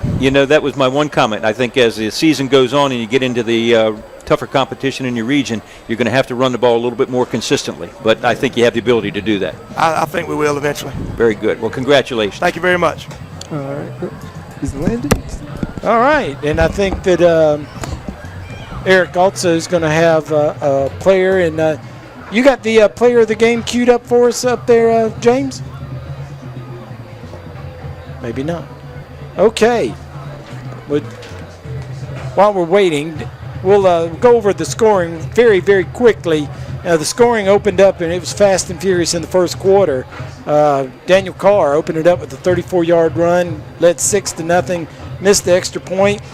Then, as we said, Landon Washington got started. He went to Waltower for the first of 2 touchdowns to him, 54 yards on a pass. They made the extra point, 6-7. North Augusta led. North Midland Valley came back. Draquan Carr on a 10-yard run made it 12-7, missed the extra point. Then Washington to Waltower on a 24-yard pass made it 12-13. They also missed an extra point. The second quarter belonged to North Augusta. They scored twice, Washington to Patton and Washington to, can't read my handwriting. Oh, it was Bird. Bird. On a 30-yard pass. He had a 47-yard pass and a 30-yard pass, and the score at the half was 27-12. And then after the half, they came in on the opening drive. Champy on a reverse pass came back and passed to Patton for 20 yards, made it 12-35. Then Midland Valley made a run. Carr to McCorkle on a 9-yard pass, 19-35. Then Daniel Carr on a 2-yard run. Then a 2-point conversion to McCorkle made it 27-35. And North Augusta able to keep the ball and run the clock out and win the game. And here's the ball game. Reverse pass. Nice play. Champy to Patton. All right, they even had pass interference on it, but it didn't matter.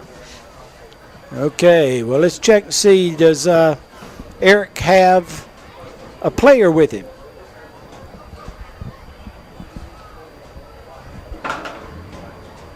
Yeah. All right. Again, we're looking at the highlights. That was the 2-yard quarterback keeper the Carr made, and now we'll have the 2-point conversion that follows that, which he's going to hit in the back of the end zone, McCorkle on this pass, and this is a great catch. Nice play there. Very good. And that cut it to 8 points. But North Augusta, with a little bit of help from Midland Valley had too many men on the field apparently, got called for a legal substitution on the punt where they would have gotten the ball back with 2 minutes to go in the ball game. North Augusta got it back, was able to run most of the clock out. Midland Valley did get it back for one play. Carr scrambled, but he fell 70 yards short of getting it to the Tyler Tire end zone. But can't fault him. He had a great night. We don't have stats in front of us, but it was quite a night for Daniel Carr, the 2 quarterbacks, Landon Washington also with a big night. We ready? All right, well, let's introduce Tal Wilkins. Hi, I'm Dr. Tal Wilkins. And I'm Dr. Brooke Ussery with the Center for Dentistry. We, along with Aiken Center Television, would like to congratulate the most valuable player of the game. Congratulations. And it was unanimous amongst us all. We all went with the sophomore quarterback from North Augusta, Landon Washington. Congratulations, Landon. You had a great night. 4 touchdown passes, a couple of 2-point conversions. You ran in. You had a big game tonight, Bo. Yes, sir. And what did you kind of see out there early on? And I mean, in the first half, you were out there throwing over the field at will pretty much. Did you see anything in the secondary? Or? I saw that we had a mismatch on the left side to one of our veteran receivers. So that's my time to take advantage of it, and I threw to that side for the majority of the game, and we got a touchdown half of the time. All right. And when they started to come back there, kind of what was the feeling like on the sideline for you guys? It was tense. I mean, we had to get our mind back on the game. We already had a thought in our head that the game was already done, but we had to finish it. All right. And there at the end of the game, you had a little injury. Are you good to go? Yeah. I caught a cramp in my calf, and I have 2 weeks to recover. So I'm gonna go ice, get some electrolytes in me, and rest. All right. Landon, I got one quick question for you. Yes, sir. From up in the booth here. Mm-hmm. Okay, and this is not going to be football related. What other sports do you play? I played baseball, but I played baseball and basketball. I used to play baseball for the school, but I'm real injury prone, and I don't want to play basketball or baseball. I broke all my fingers playing baseball, so I just stuck to football. I might go out for baseball again this year. Were you a pitcher? I played catcher in left field. Catcher in left field. Well, I tell you what, you've got one of the best arms I've seen around here lately. I thought you were spectacular tonight. Great game. Thank you. Yeah, the catcher position, that's where you're going to get hurt. Baseballs hit hands and ears and feet and all kinds of things. Get out of the catcher and get out there in the outfield and throw those balls home. I bet you can throw a strike. Okay, well, thanks. Congratulations. Good win. Enjoy your week off, and we'll see you later in the season. Thank you. Congratulations. All right. That's Landon Washington, our Tal Wilkins Center for Dentistry MVP tonight. Again, we don't have all the totals. Eric, are you still with us? Yeah, I am. Do you have some stats for him? I have a ballpark. I know it's over 300, so. That didn't surprise us. Yeah. Well, I'll tell you what, he is going to be somebody to watch. It'll be fun to watch him, not only for this year, but hopefully for the next 2 years. Okay, I think he's going to be just outstanding. How exciting was it down there on the field as all of the excitement was going on? In that final drive, you could tell on the Midland Valley sideline, they just kept feeling like they were right there, and every time they got there, it seemed they made a mistake. What happened on that penalty? Okay, was it too many men on the field? Yeah, it was too many men on the field. I'm not sure what happened as to the confusion. I'll have to ask Coach Knight about that in a minute. But it was definitely too many men on the field, and you could just tell they were not happy. Xavier Leapart was furious when they came over to the sideline to talk. I bet there's nothing worse than making a mistake. But we've seen it over the years doing this game. How many times have we seen something like that happen where air goes out of the bubble and it's too late? Well, good job on the sidelines tonight. Eric, any final thoughts as we wrap this up? It was a good game, and it'll be interesting to see how these two teams go on from this game going forward. Yeah. Next week we got Midland Valley going to South Aiken. South Aiken was in a wild one tonight. They were in a wild one. At last check, they were down big to Aiken, which Brayton Sanders kind of led the way for them. Yeah, I think the final was 57-34. After leading 34-32, South Aiken unable to stop Aiken. Aiken, I guess, got warmed up good on that. So congratulations to them. We do look forward to seeing South Aiken next week.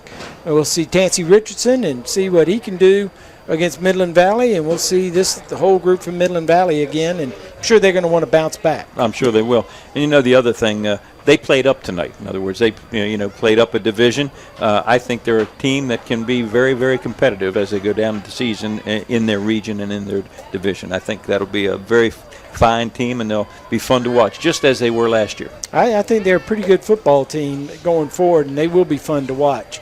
All right, well, for Eric Russell on the sidelines, for Ken Brace here in the booth, for James Grigsby directing in the truck, I'm Ed Gerardo. Thanks for joining us again for the Jim Satcher Motors Game of the Week on ASTV and WRDW. We'll see you next week when we travel to South Aiken and see this Midland Valley High School squad take on the Thoroughbreds of South Aiken. But for now, good night, everybody.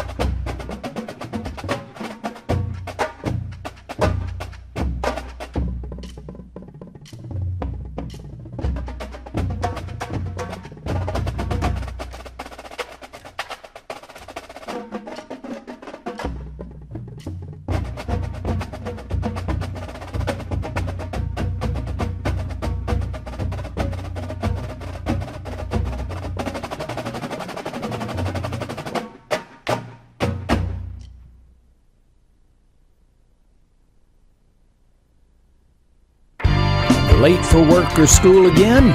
AutoTech can get your car or truck running smoothly in no time. Whether late model or classic, domestic or import, AutoTech can get the hums and hisses out of your vehicle. Their state-of-the-art computer diagnostics can identify your problem and get you on your way. Bring your automobile today to 460 Silver Bluff Road across from Hitchcock Plaza. AutoTech, mechanics you can trust with your family's safety. You can smile. I love to smile. I was so pleased that I could get all of my dentistry work done in just one visit. You can smile. Painless. That's how I would describe it. Here at the Center for Dentistry, it has been a wonderful experience. With the comprehensive nature of this office, this one office, I can bring my family here and we can have it all done at one place. You can smile. Center for Dentistry, 1391 Silver Bluff Road, Aiken. At Specs Vision Center, we are focused on total eye care. Be it our large selection of designer frames, latest in contact lenses, or our great sunglass collection, we have just what you are looking for. Our doctors offer years of experience and use the latest technology to ensure a comprehensive eye examination. Late afternoon and Saturday appointments are available, so if you want the best in eye care, call Specs today at 642-9902. Unique Expressions in the Mitchell Shopping Center is a treasure chest of gifts for all occasions. The Collegiate Collection is second to none. South Carolina, Clemson, Georgia, ACC or SEC. Support your favorite school. From clothing to mailboxes to tailgating items, Unique Expressions has them all. Handbags by Spartina and the Vera Bradley Collection, and a U.S. Post Office on site for your mailing convenience. Stop in today at Unique Expressions, 1521 Whiskey Road. Choosing a physician you can trust with your family's health is an important decision. University Medical Associates has been dedicated to your health care for over 20 years, and Dr. Humans and his staff are ready to provide the quality care you and your family deserve. With short wait times, walk-ins and same-day appointments, an in-house lab by Quest Diagnostics, and 24-hour turnaround on sports physicals, it's no wonder Dr. Humans was selected Best Family Doctor in Aiken's Choice 2015. Come see us today, 934 Doherty Road in Aiken. You finally found your dream home, but it needs a few tweaks. New windows, vinyl siding, maybe a sunroom. Who do you call to do the job right? Since 1963, Bates & Sons has been proud to offer quality products for your home, installed with unsurpassed workmanship. Check out our latest jobs on Facebook, and you could win one of our monthly giveaways. Visit our showroom on Vaucluse Road or call 803-648-3581.